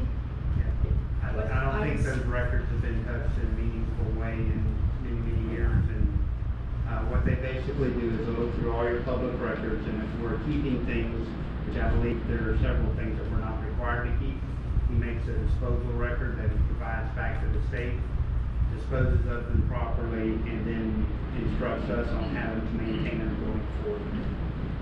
And that's through the Florida Institute of Government. Jeff Hendry, who came and facilitated our strategic plan, recommended this gentleman, and this gentleman works under his umbrella, however that works. It's that cleaning house with some money. Well, it's probably one of the second most important things that happened in this building. You have two It's things a that big you deal. absolutely have to do. You have to pass a budget every year, and you have to provide records when you request them, and manage your public There's a records. lot of liability there, and it's something that has to be done. And it's time to move on and get that box checked. I'm in support of it, I just wanna know where it's gonna be in the budget. Do you have a line item number, where to go? Not off the top of my head, but I can probably find you one by the end of the meeting. If you remember, I brought you a budget back in the fall that was a budget surplus of about $300,000. And I'm faithful to my word, we re-advertised with the state, and we added that money back into this budget. So there is plenty of cushion in this budget. You will have another budget year where you're rolling over several $100,000 in your general funds checking. I can take it right out of that. That suits the council. I'm with the mayor, we gotta do this, but what I don't like is that this is not what we planned. I want us to be more methodical in our plans and what we're using our money for, not pop-up things. So we go, oh, we need to spend money on this, oh, we need to spend money on that. And I'm not saying we need to change anything right now, I'd just like us to try to do better. And that's part on our fault, The only question that came up to me, I guess after hearing all of this, is we have, if my understanding, we have one company just in layman's terms that's doing the website. We got another company handling some of the tech support. But we've got multiple companies floating, because we have to bid this out, doing multiple projects. Is this consulting group going to help us to streamline all that process? Because that goes back to the budget and planning, is this gonna bring us into compliance? And in the future, if we wanna make other technological upgrades that might bring us cost savings, do other software solutions, would this be a company that would be able to give us that kind of advice or set us on a good path to be able to implement those changes? Does he have that skill? I don't know that. I know this gentleman's company through the Florida Institute of Government can bring us into compliance with Florida statute for your responsibility as a municipality as it affects public records keeping. And I'm pretty sure we're not there currently. So that, I'd like to get you there, he'll teach us how to maintain it within compliance. I don't see him having a whole lot of overlap with our IT company or our website, other than the records that he tells us to keep online will go back. So this is an interesting situation for me to be in kind of later in my career, where I don't have in-house engineers, I don't have an in-house planner, I don't have in-house IT, so everything is really parsed out to a lot of people that don't necessarily collaborate. My senior staff is in buckets and contracted out, if that makes any sense. So I'm in favor of us going into compliance, I don't want to be sued. I'm not trying to, you know, say there's a fire, I'm just trying to prevent it. It's common sense. It's common sense, yes. Can I get a motion? I make Go ahead. a motion to move to adopt the services of the Florida Institute of Government. Get a second? Any comments? Just note it's $24,000 for the collector. Yes. All in favor? Aye. Aye. Motion carries 5-0. Thank you. I think this is a huge step in moving the direction that we need to move. And this Florida Institute of Government, it's where I found, in some of my research, they're the ones who led us through our strategic plan workshop and got us to develop our strategic plan. They are a huge resource at the state level on a variety of subjects, areas. And he did give us this gentleman's name for the records management as the expert to come in to help us with that. Okay, so next we have appointing our vice mayor. And this appointment, Ms. Thompson was our previous vice mayor, and so now we're at a point to identify one of you gentlemen to be the next vice mayor. This position, I think it's June 25 to May 26, is that correct, Charlie? Yes, ma'am. It's an annual appointment. Oh, is it? Annual appointment. Yes. So, any feedback, any comments? How do y'all feel? I guess who's interested in taking on that in my absence? I would ask you, Madam Mayor, if you have a preference. Well, you know, I personally, with our two new gentlemen here, I think it's kind of unfair to them to put them in that kind of spot right off the bat. Doing good. And I think, you know, give you guys some time to get adjusted. It's taken me certainly a while to get adjusted in this role. So I really prefer that it's one of our current previous council members, and I guess it just depends on what you feel who wants to do it. I know you've got a lot of things, you're already doing the thing with the board of the Florida League of Cities, and you're also the budget finance, and so I don't know, speak to, it's up to you all, you know. Mr. Kessler, would you accept it if we were to nominate you? Yes. All right. Okay. I so move. All in favor? Aye. Aye. Motion carries. Congratulations. Cheer, y'all. Just for record keeping, I think Mr. Welch made that motion and you seconded it? You probably didn't handle it well. When you have a nomination, there's no seconds. Oh, okay. All right, excellent. Okay, next is Mr. Van Zant's performance review, and I know that I talked to you, Rich, a little bit. You're just trying to get some pieces of it together for us to do the final part. And thank you, Madam Mayor, I did find those pieces and I Oh, actually you did? Okay. was able to compile all of the numerical data, and then what I did was I separated out the narrative data so that you can review it. That has been emailed to you. My suggestion is take some time to review what I've sent you by email. I also included the self-assessment from Mr. Van Zant, and then I would encourage you to schedule meetings to discuss kind of your impressions of the evaluation with it. Yeah, so for our new guys here on board, What we did is we put together a performance evaluation upon looking at all the responsibilities, the day-to-day, what's in the job description itself that was advertised, to the contract, to the charter. So there's a lot of effort that went into creating the document. It's a really nice, concise document, and so we had already gone in and had completed our grading, and then we have separately written other narrative to make it more specific, you know, that you can identify. So Mr. Commando took the scores that we submitted individually to him for all to be fair, so it's just a non-biased scoring, for him to average our scores of the 5 of us, which included just Chris and then Tony as well. And then you're going to take the narratives and adding that to it for all of us to see. So, and now our next step is to sit down with Charlie individually, one-on-one, not publicly, and go through that with you.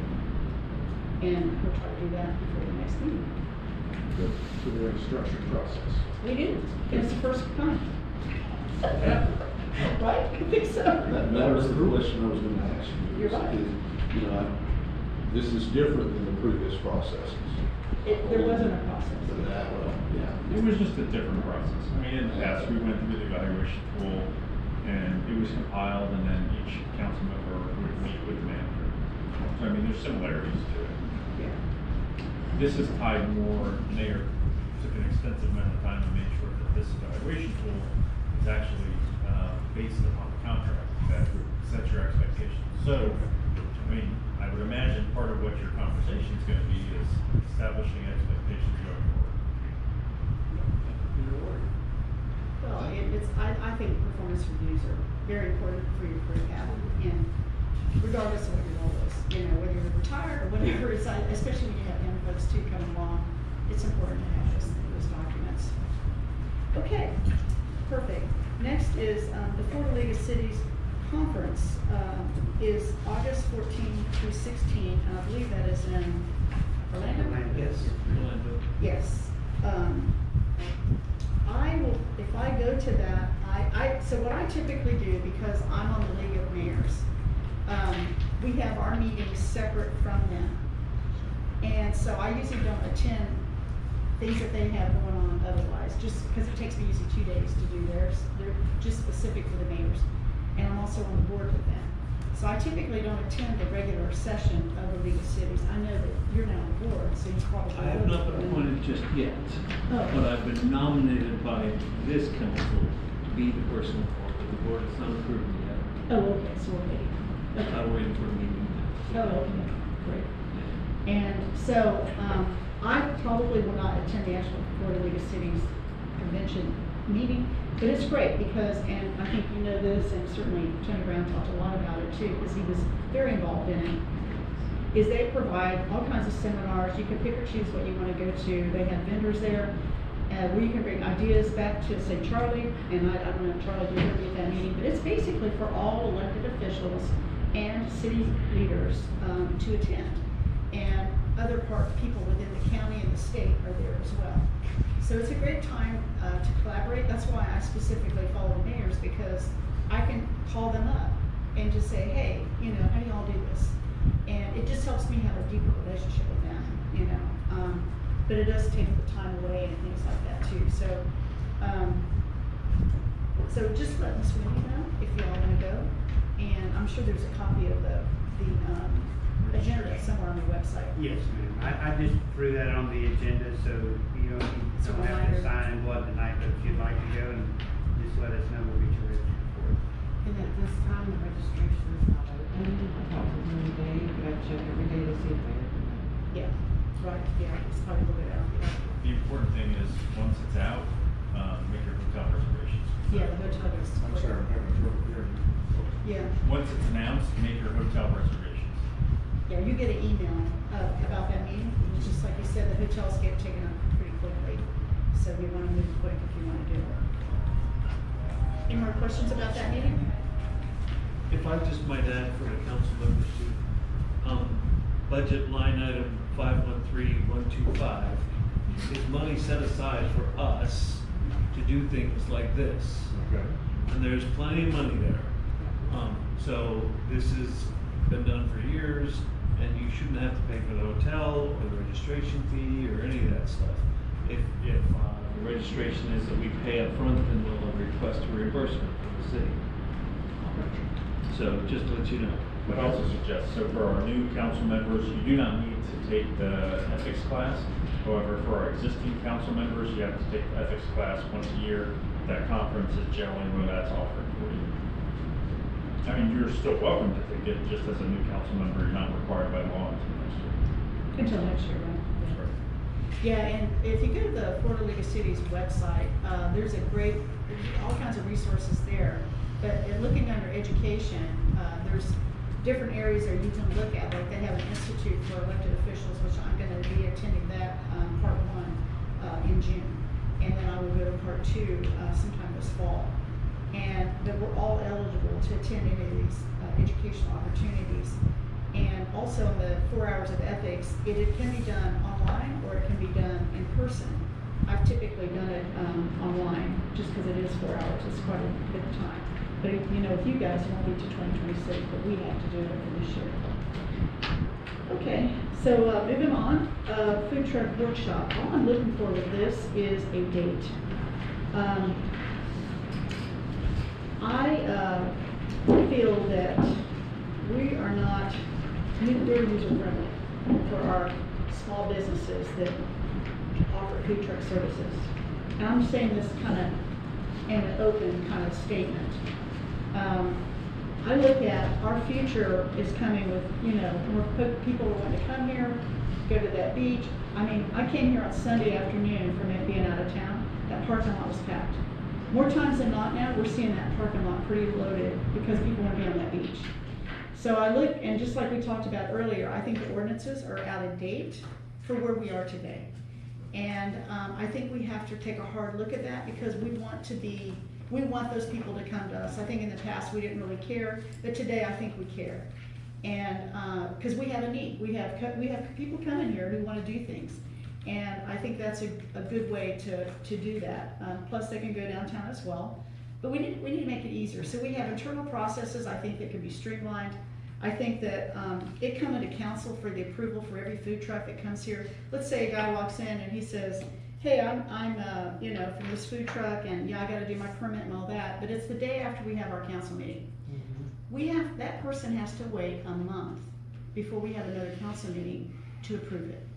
I trust our staff to pick and choose the right people and to schedule them appropriately based on what all the events that are lined up and the internal process that we arrive at. So I think that's one thing. Secondly, I think we need to look at options for location. I think it needs to be pulled out of that parking lot across the street and that is left for beachgoers or for private events. So we need to look at options, and that's the purpose of the workshop, is to explore what some of those things are, to relook at the ordinances, where we can make some changes to improve it, and to recruit those folks here. I think it's very important to not only, to the whole community it's important. So that's why I'm just asking for a date. I was looking for sometime in May or June.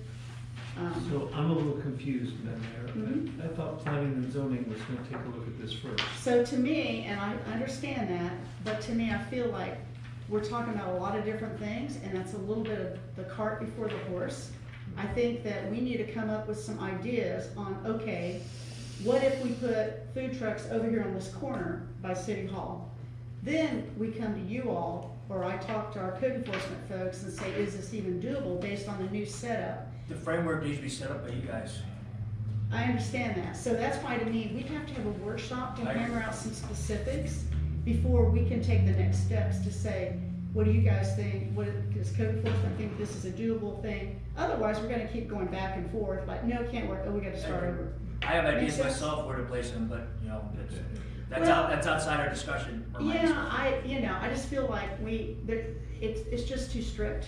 And I think the location over there, I think we need to rethink it. There's a lot of reasons. So that's why I think the workshop will help us identify, and I've got copies of the ordinance, some of those details for us to take a look at and really come up with some suggestions, and then come to say you, code enforcement, whoever, and then we'll see what we got.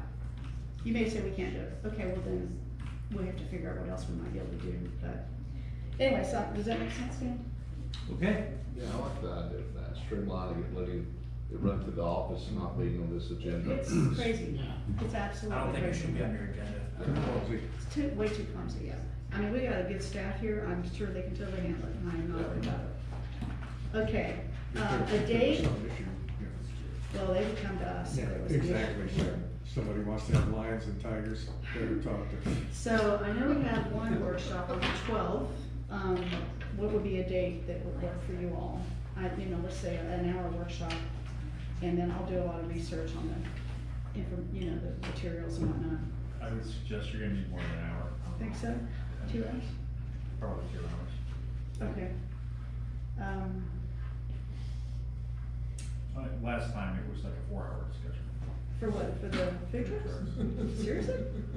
I would suggest whenever you come to that workshop, you guys come with your ideas, and if you can feed them to me earlier, I could maybe possibly consolidate them. I'm just looking for commanders to attend out of the council, and then you guys can take Well, the the girls group's have given me best already kind ideas. of a roadmap on how it is. And I have, like I said, a copy of the ordinance, and there, some of it was looking at its area too, on where we could potentially place them as a permanent spot that they would get to go to. Calendar ideas for you all. I think I'm relatively open.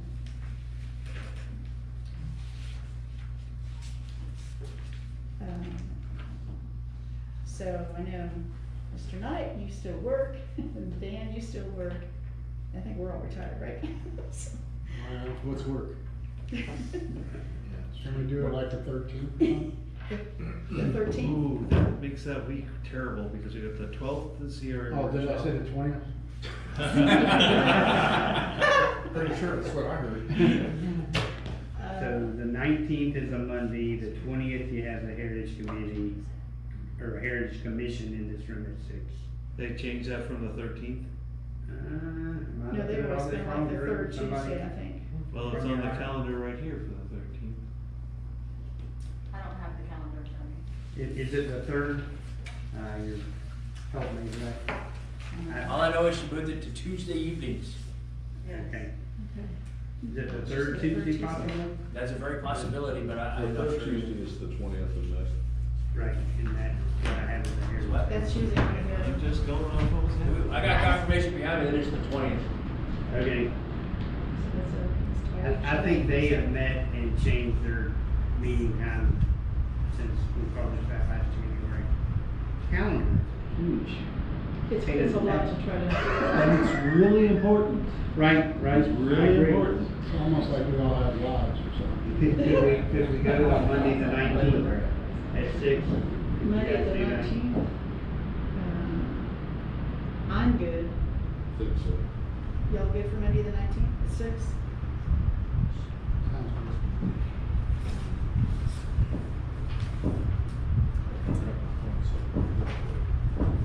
Alrighty.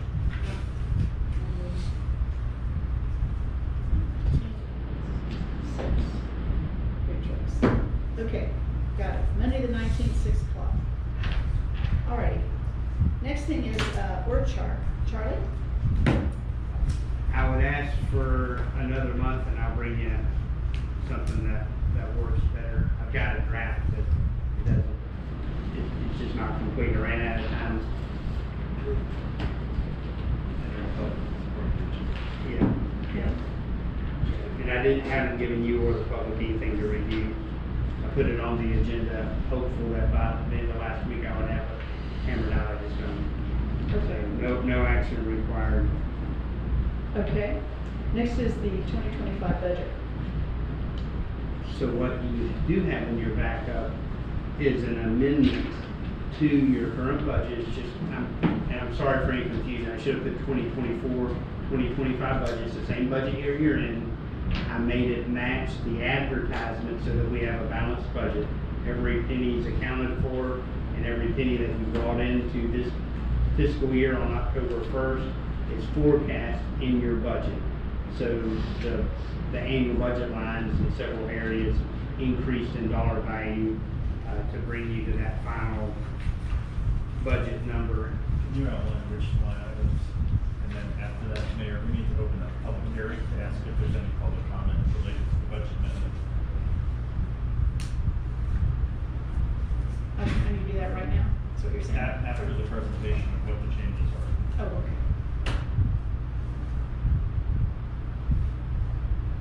So I did not outline what those changes are. What I did was took that document and made the bottom line match the advertisement so that you would have a budget that matched what we advertised with the state.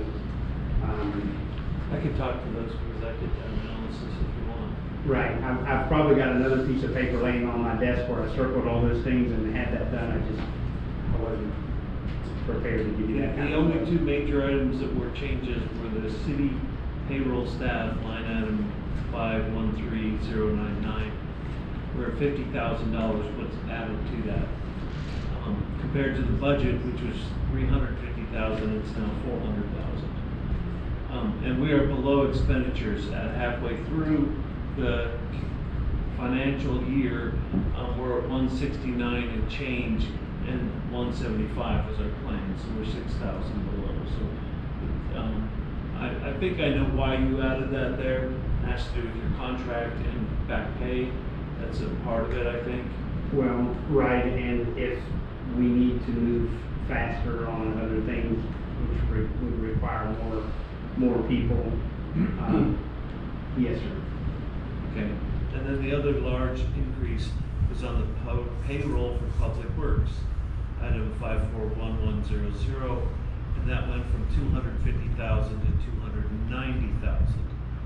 Once again, we're way below budget. Our budget this time was for 125,000 to be spent. We've only spent 72,000. So, as far as those are concerned, I don't have any problems with them. And they bring us in line with what we're supposed to do. But there is one thing that I was going to ask that you do. Okay. And that was our conversion from the 401k match to the FRS, the Forward Retirement System. And I was going to ask if it was possible to put them both on line item 513530, which is currently just labeled 401k. And so that has $50,000 in it, and we won't spend a dime on that anymore because we're not doing that anymore. And so why don't we add to that line the FRS expenditure, and that way we're tracking employee retirement expenditures all in one line item, whether it be 401k or FRS. Yes, sir. And I had that exact discussion with our CPA, Ms. Williams, last week, and we are going to do that. We've got one employee who's retiring in July that's still using the 401k, so I might bring you another budget amendment at the end of the quarter. This budget amendment aligns with the end of March, which is exactly 6 months into our budget year, so it just seemed like a good time in my head. I know we're halfway through the budget year, and you can see we're well under in most areas, and we're a little over in some of our income forecasts. So, and that's all at the responsibility of the city council. So you're doing a great job with your budget. We have a nice healthy budget, Yes. so that helps. Yes, sir. But that 513530, flipping that to the FRS, I plan to do that in April, May. We're in May. After we reconcile the third fiscal quarter, in my head, I do things at 25% or 50%. I could do it, bring in another amendment next month. No limit that I'm aware of how often we could amend it, but I wouldn't want to do it any more than quarterly. But I'm fine with that.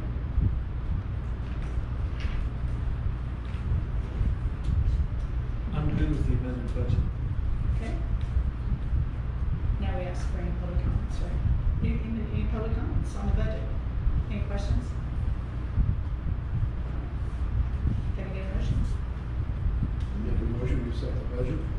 Second. Any comments with you all further? All in favor? Aye. Aye. Motion carries 5-0. Thank you for that description there, Dan, appreciate it. Okay, next is new salary schedule. Charlie? So Madam Mayor and Council, I brought you a salary schedule last June that you approved, and we used it to flesh out some permanent positions in our city staff. I've just adjusted a few of the titles that did not previously exist in the city org chart that I'm still developing. I was hoping to have them both ready for you tonight. But Ms. Harris has been acting as our office manager and kind of adult supervision in general over all of us, and doing a great job. And Mr. Wright has been acting as my deputy. I've been back and forth up and down the road. He knows what to do, and everybody has a published budget and staying well within their lines on that budget. This salary schedule fits well within your budget that you just adopted as the amendment, and fit in the old one as well. Just gives me a little more flexibility as our front desk people keep moving on and going into better jobs to hire and maintain employees, which is something that this council asked me to do the day I was hired, was to stop the revolving door, and we've done that. I don't feel bad about our retention rates at all. The few that have left for more career opportunities. There's been younger people that have done that. Our people that we brought on a little over a year ago have settled into their roles and keep upping their game as we go.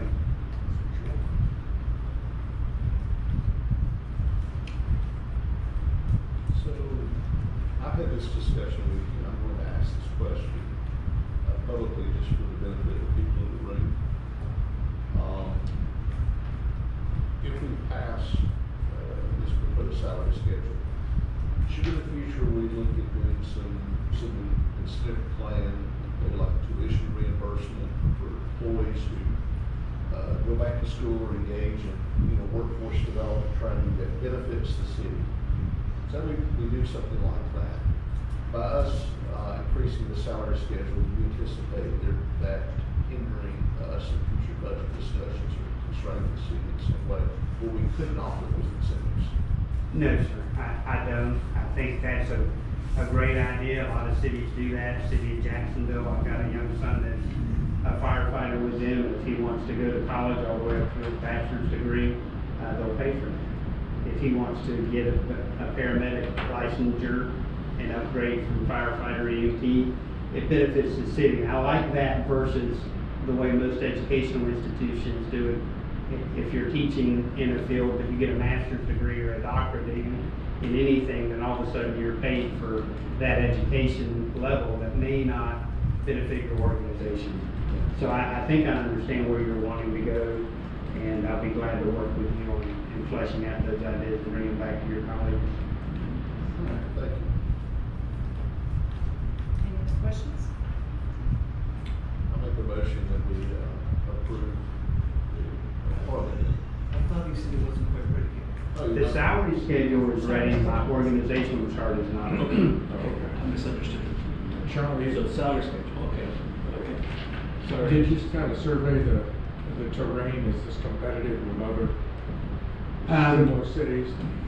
Similar cities, and that wasn't as big a part of my analysis as it is to years of living in Keystone Heights in southwest Clay County and understanding what it takes to get people down there. So if I was superintendent, if I needed the principal of the high school to hire a new calculus teacher, physics teacher, it's really hard to incentivize somebody to drive out of Duval County or out of Gainesville every day to Keystone Heights without a connection to the community to do that. I don't have a problem writing an RFP for a total tennis court rebuild. Ask me if I think I'll get one bid beyond the guy that has bid it like 3 or 4 times and keeps telling me, yes, sir, I'll come bid it again, but y'all haven't acted. Cost of everything's going up. So it's just hard to attract people to come to our community and do high-level work that requires some degree of training or education. So I think this will keep who we got, keep them from getting swept out from underneath us. I've had some people trying to recruit my people, so I'm trying to lock it down. They're doing a good job of being noticed. We'll do what we can to, I think, for our end to help them keep your people. Thank you. Congratulations. I'm sorry, I stole Lucas for a lot of people, so I'm actually the problem. I didn't get that. I stole one of your front office. Yes, thank you, thank you. I wasn't gonna mention where my retention flow is going. Yes, I did. Well, that's a compliment. You're attracting and training good people, and Yes. you know. Well, yeah, so what? Do we still have a Not quite a motion year on the ago. table? Do we still have a motion on the table? We do. I make a motion that we accept, that we approve the proposed salary schedule as presented. What's that? All in favor? Aye. Aye. Motion carries. Right, moving right along, we're trying to get out of here, guys. Comments, council, have any comments for the last month that you want to share? Mr. Kessler? We already talked about it a little bit, it was the elementary school, our little mock thing, we always have a good time on that every year. That's about all I have. Mr. Welch? It's probably a topic for another time, but Mr. Vincent, and you have heard me whining about the traffic speeds going through town and approaching the deputy. I don't mind talking about it if you want. Yeah, please Yeah, do. you- Absolutely. A minute or two. I almost got run over yesterday at a crosswalk, so So, it happens every time. You got a semi that ran over the oak tree. I did specifically look into the area right here at the city hall. So a complaint was lodged about a month ago, Yeah, that was me. and came back down from the sheriff. So our traffic unit did work it. They worked it on 7 different days over 2 weeks, and they worked it 6 o'clock in the morning and everything in between until 6 o'clock at night. They observed one person going more than 12 miles over the speed limit. They were stopped. They did a ticket, and I think they were traveling with a suspended license. But out of all the 7 days, and throughout all the times, the average speed was around 2 miles an hour over the speed limit, with some days not being nobody more than 5 miles over in their period of time of enforcement. So not saying that doesn't happen, but just wanted to give you like an update. We can do it again. I have no issue with it. I've already talked to the traffic unit. That's what I'm also going to talk to you after the meeting tonight. But they did follow up through with the complaint that you had before.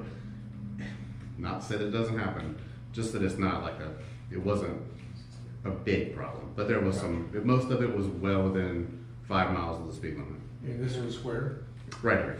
Pardon me. Right behind here. 21. All 7 or 8 durations that they did were right here in front of the city hall. When I notified you, it was, me and Tony were standing right there, and a car passed another car right in front of City Hall.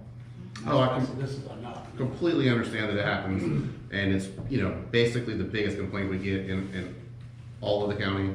Last year, we made 37,000 plus traffic stops, wrote 33,000 tickets or warnings as an agency. So you don't see it, but I promise we're out there doing it. Oh, I mean, obviously, our main goal is voluntary compliance. So our presence and people to obey the law. I made a traffic stop today and on Friday, which is very unusual for me. But they were pretty lofty infractions. But we are out there working it now. I have no issues with a follow up, and we can do it again. I told him I grew up here. The problem you're not going to get people speeding more than 5 or 10 miles over the speed limit in this area often because of the traffic and the terrain. It doesn't feel comfortable for most people. And the curve. As far as right here where we're at now. Obviously other places outside of the actual city limits, sometimes on 100 at night particularly, you'll get a little bit more. But most of what they observe, even above the speed limit, is marginal, but we don't mind doing a little more work. And we're gonna keep doing it. We do it as a regular rotation for our traffic unit anyways. So that's not, it's no issue, but just, we actually had addressed it. Thought I'd just give you a little update on what it found. It's not to say that 5 miles an hour over 30 in this area might feel like a little fast, you know what I'm saying? So I don't know if there's a way to adjust, you know, the state to adjust the speed limit to 25 or something like that, but 30, you know, 30 to 40, so you're gonna range from 25 to 35, maybe creep up to 40 occasionally, which would seem pretty fast right through town here in traffic. The curve is 20. Coming into the curve is 20. Some of the yellow sign, the caution sign side of it, yeah. Could we do a similar survey further south on 21 between the school zone and the curve by, As it's coming into town, Yeah. from the south side coming in north. Would you like to Is that what you're saying? Yeah. From the school zone is south of town, Yeah. coming north? You're talking about that area to this area right here. Mhm. Have we ever done Yeah, lots of I mean, traffic to be- enforcement? Yeah, there, absolutely. It was not addressed recently because it didn't come up as and again, we do it all the time, so. And that is an area that we've had complaints in the past on, and we definitely don't have any issues with trying to step up enforcement. We get just as many complaints when we do our enforcement as we do when we don't. But obviously, we're gonna do it, we're gonna do the right thing for the right reasons, and we're here to help and keep you safe, so. I mean, And I know you guys do a great job, so don't. Oh, I don't take the slightest bit of offense at all. I think that's a great that we're out here as a community working together, and that y'all have concerns and that you care about yourselves and your constituents and your family and the way that, you know, whether they're safe or not.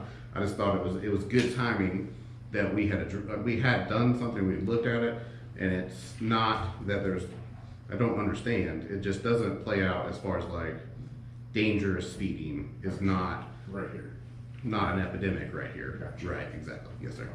yeah, I think my bedroom faces that road right there, so upstairs, and Yes, at ma'am. night, we can hear the traffic, and it's definitely more than 20 miles an hour. You hear It's- that? Well, I mean, you're Coming- probably coming gonna be that a way. little bit more apt in the middle of Because the it's a little night. lapse, yeah, it's a You little know, less it's gonna feel a little bit less. I would Right. pay attention to that 20 miles. I can tell you, I often feel like I'm taking my life in my hands when I pull out from Nelson's Point, because we're just north of that big curve. Right. And people come Right. screaming around there. And it's, on their way to work. sometimes it's screaming, and sometimes perceptionally, I understand. it feels like that, but that doesn't mean that, you're gonna get an outliner. That we'd have to put a cop on every street all the time, 24 hours a day, to catch the outliners, but, You know, where say I again? have a problem is crossing the crosswalks just yesterday. Yeah. The only time, there was only but one time both cars stopped. And that was a photographer who was taking my picture. But all the other, yesterday, luckily my girlfriend wasn't walking ahead of me. Crosswalk right here? The crosswalk in front of Whisk. Okay. I touched the car. Well, how about this? I think the council has requested some additional looking into it. So how about we just look into it a little bit more? It can't hurt. Just keep doing a good job. We'll keep it up. There's no problem at all. Thank you. No problem. Anytime. Thank you, appreciate it. Mr. Knight? Okay, so, thank you all. It's a pleasure to be with you tonight. First official meeting.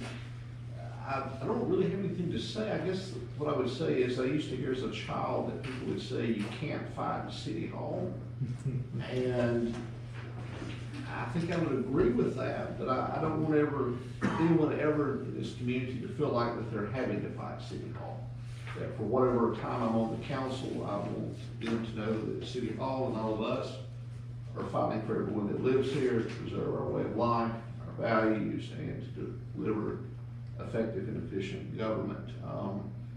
What am I doing as far as my part on the council? I'm kind of focused, I know I'll be focused more with probably Dave and some others on the budget. And the septic to sewer conversion is in my mind, and also employee conversations with Mr. Van Zandt regarding employee incentive options to not only train staff in our community from the young people here, but also to keep them retained. So that's kind of where I'm going right now today. Thank you. Mr. Levinson? Yes, ma'am. Did I misunderstand things? But I thought we were going to talk about your new contract. Here's on the consent agenda. Oh, okay, so that was all taken care of, okay, we all agreed, that there's no problem with his new contract. Okay, all right, Good, okay, so that takes care of that. Did I miss that? Discussing. On the consent agenda, Consent agenda. yeah, that was item 8C1. Last right by. Was I awake? Yeah, you were. It was with the minutes. I do have concerns about that draft that I saw, quite a few of them actually. Well, so you approved it. You want to make, you approved it, so if you want to make a motion to reconsider, you can do that, and you can discuss it at that point. Okay. I think it's worth looking at again. Okay, so I've already looked at it, and I'm good with it, but. Here's my concerns, and if it includes the back pay for the health benefits and so on, in my research online and talking to some other companies and so on, I think we need to be really careful how that is worded. And the reason is because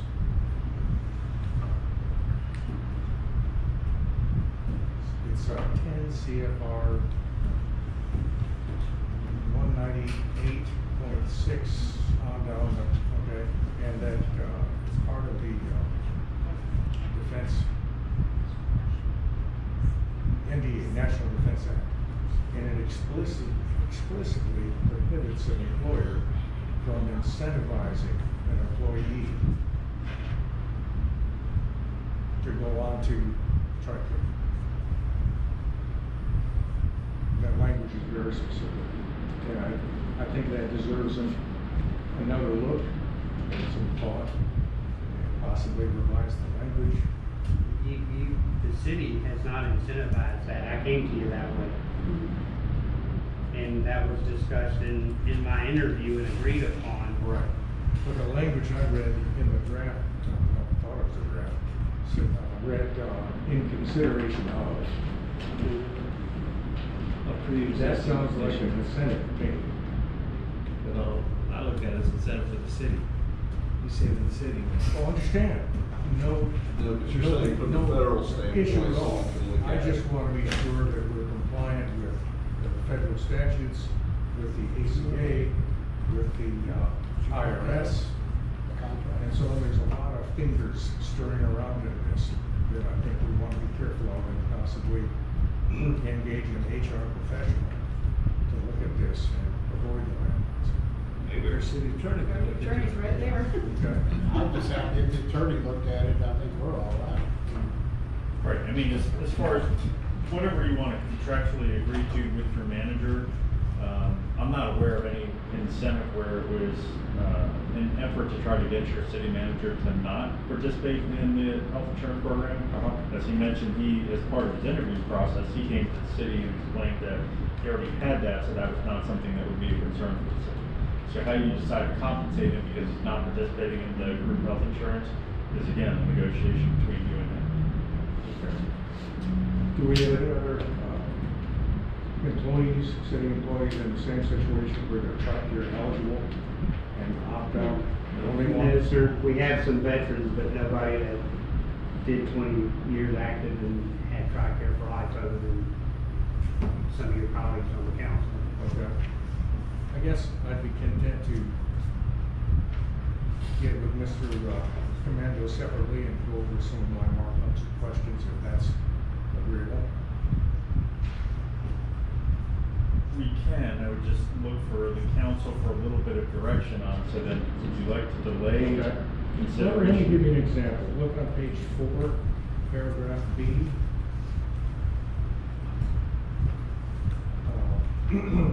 Paragraph, the latter part of the paragraph reads, and employees, and this is in context of,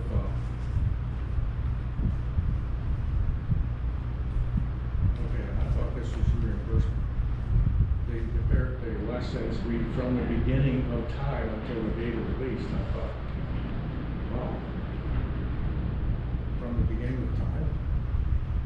So I didn't draft the basics of the contract that was approved by council in January of '24 was based on the ICMA, the International City Managers Association template for their contract. The changes that were made were proposed by your city manager. Okay. That's one of the problems or difficulties I had in reviewing it, is trying to identify what had changed versus what's a carryover. I did not get a strike through underlying version. So the version I gave you, Councilman Welsh, what I wrote in red was what I was proposing to change the language. Right. And what I wrote in blue was the rationale for it. Got that. What the council adopted tonight was everything that was in red, I just simply turned to black.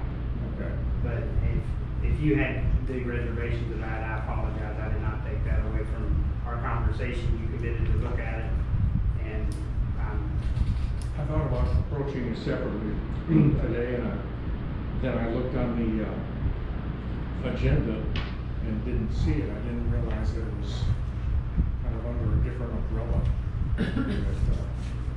well, I can't tell you how much fun it is really to discuss your contract compensation all publicly. Oh, I If I had to understand. live the life I've already lived, I understand. I'd probably be crawling under the desk, but I put it on the consent and I went over it with you each individually and gave you a red line copy to kind of avoid this, but here we are. So and that's maybe my fault. Yes, sir. You gave me the copy, and I assumed wrongly that we were gonna go through it as a committee rather than, I didn't realize you were expecting me to get back with you in particular, so that's my bad. So here's where I'm at. I'm good with it as is.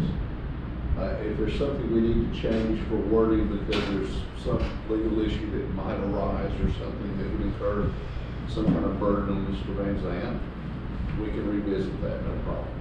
I have no problem with anything that we voted on or approved related to that. If there's some wording needs to be changed, we can do that. I'll be happy to vote for that in the future if need be. I'll get with Mr. Glando, and he may be able to allay my concerns about the issue I brought up. That'd be good. Yes, sir. Sorry about that. The second item is that June 2nd, I have come up with a family conflict that I can't really get out of. And so I was going to ask the council if everyone was available to move the meeting to 1 week later to June 9th. But if you have your own commitments, then don't move it on my account. But if everyone happened to be available on June 9th and would be willing, that would be wonderful. I would appreciate that. That'd be better for me. I'm okay with June 9th. What's staff situation? Charlie? I don't have a problem with it. I don't know if I do or not, but Because I'm not gonna. No, I was- Sorry about that. That'd be better for me too, so. you got 3 colonels and a chief, we'll find. Okay. Thank you for indulging me. Okay, June 9th it is. I think we may have to come up with a song or something. 3 colonels and a chief. That was my song, I can tell you that. You're the author. I was, yes. From our April meeting, I had a question about the Pro Water Cross application form. Wait, I'm sorry. If you're moving the meeting, you have to do that by motion and vote. Oh, okay. Because you set your calendar meetings every year by motion and vote. Okay, well, since I'm going to ask for this, I'll move that we move our June meeting from June 2nd to June 9th. I'll second. All in favor? Aye. Aye. Motion carries June 9th. Thank you. Okay. At the last meeting in April, I asked about the Pro Water Cross application to use the beach. Were they paying any money? Had they submitted their insurance paperwork?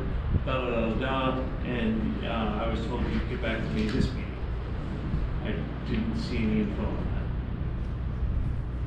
on Then that's an oversight on my part, So, if we don't have it. no, we have all their insurance. They have reached out to us. I was sick last week and I got an email, I think Wednesday, and that was one of the conversations. They wanted to know how much they wanted to pay or how much they needed to pay for that. Knowing that you had mentioned it before, my plan was to meet with Charlie on Thursday until you brought it up right now, I did not remember, because I'm just back of the land of the living. So if it's possible, we will get back with you individually before the meeting and notify all of you guys. My understanding, and I did reach out to Clay County Tourism and have not received an email back, I just haven't followed up because I was out, asking them specifically. I reviewed all the files for all the other events like this for special events, to see what possibly was paid, and I have not found documentation what was paid in the past. One thing that we could look at is just, they are using the whole entire beach, and they are using the pavilion. So the pavilion rental for the day was the easy number to come up with. The question is, what do we charge them for the event? And I'm not finding documentation as of Wednesday when I got the email. And I have not gotten documentation back from Clay County Tourism to see if they had paperwork, and there's nothing in the shared file as far as what we came up with. So I'm looking into that, and I'll get with Charlie and we'll get back with you. Is that okay? Okay. It is something that is urgent because it's right around the corner, but. Yeah, it's less than 2 weeks away. Here's the reason why this has not been addressed. One, there was a changeover for the Clay County Tourism lead person. I don't even know if that position's been filled yet. So the ladies that were left are delegating that all out. The other thing that happened was the management company that was the promotional management company that has been doing these for however long we've been doing them, did not put in their contract again, or did not renew their contract with Clay County Tourism. So now a lot of that stuff is falling on myself and the staff at Clay County Tourism, and it's just different. So we're trying to figure it out, so I apologize. We're just kind of muddling through it, but it's still going strong. But I'll get with Charlie with that, and then I'll get back to you guys about that. But the one thing that is a solid is the rental for the 2 days for the pavilion. That's an easy calculation. What we're looking for is what we want to charge for the beach. And one of the conversations that we had while looking for this information was, did the council make a motion before to not charge them because the benefit to our businesses outranked what kind of profit we could make, because this brought tourism to our community and helped our local businesses. So that's. And my question was, I just want us to follow the rules. Yes. What are the rules? Are we consistent with everybody? And do we do the same thing? And that's why I did a deep search on Wednesday, and I apologize. That falls on me. I just did not follow through Thursday and Friday because I was on sick. Thanks, Drew. Yeah, thank you. The budget for 25-26 will be here soon. And so I would like to ask the city manager to put together a schedule of meetings that we have to have or make that happen. And you can use last year's schedule as a template, or you can start when things have to be done and work backwards. But I would like to know that, because it's a series of meetings. It's at least 3 or 4 meetings that we're going to have. It's really only 2 meetings. You're going to have your final budget and your tentative millage and budget.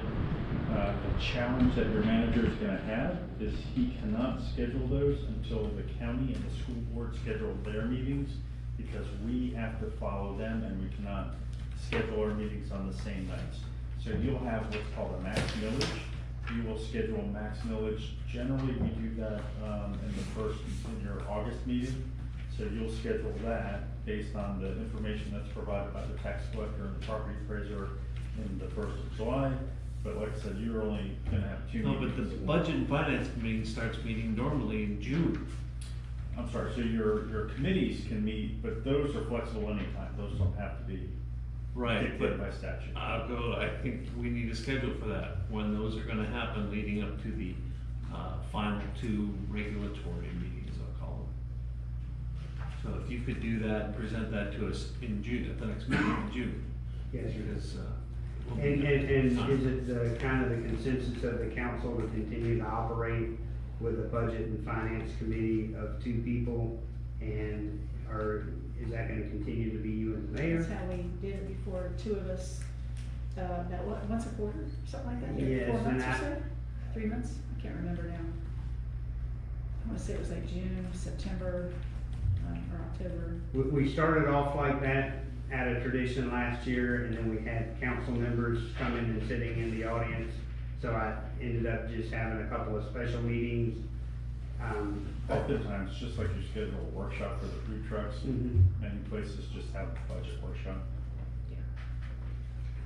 However you wanna do it, I'm good. I'll bring you a schedule and we'll put on June's meeting, should we? I'm assuming these committees are annual appointments, and I think the charter says the mayor has to be on it, to see if you wanna stay on it or however that works. I really haven't done anything so far. I wasn't on the last one, so if you. I think Mr. Brown dropped off and you. At the very tail end. Yeah, okay. Yeah, but it was perfectly done at that point in time. Okay, and then, lastly, I just want to remind my colleagues, the next Monday, we have our CRA workshop, and we have 2 pieces of homework to bring to that meeting. Thank you. Great. My only comments, we went through this voter canvassing experience from the 1st of April through the 7th, and I see Mr. Stanley's in the crowd. Good to see you tonight. But myself and Ms. Harris and Mr. Kessler and then Mr. Stanley participated in the training. I didn't know to the level of depth that goes into the voter canvassing process. So it was a real learning experience all the way up to election day and that night that we went to confirm the votes were what they were. So that was a pretty interesting process.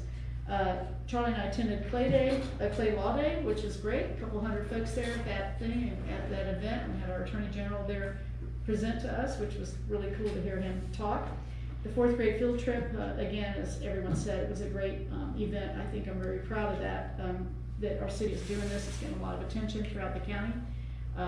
Other folks have taken a look at it and wanting to bring in the similar kind of thing set up that we do here with the kids. The CRA workshop that we had, oh my gosh, 2.5 hours, just almost like this meeting at least. It was great. If I know we'll probably have a video out on it soon, but learned a lot.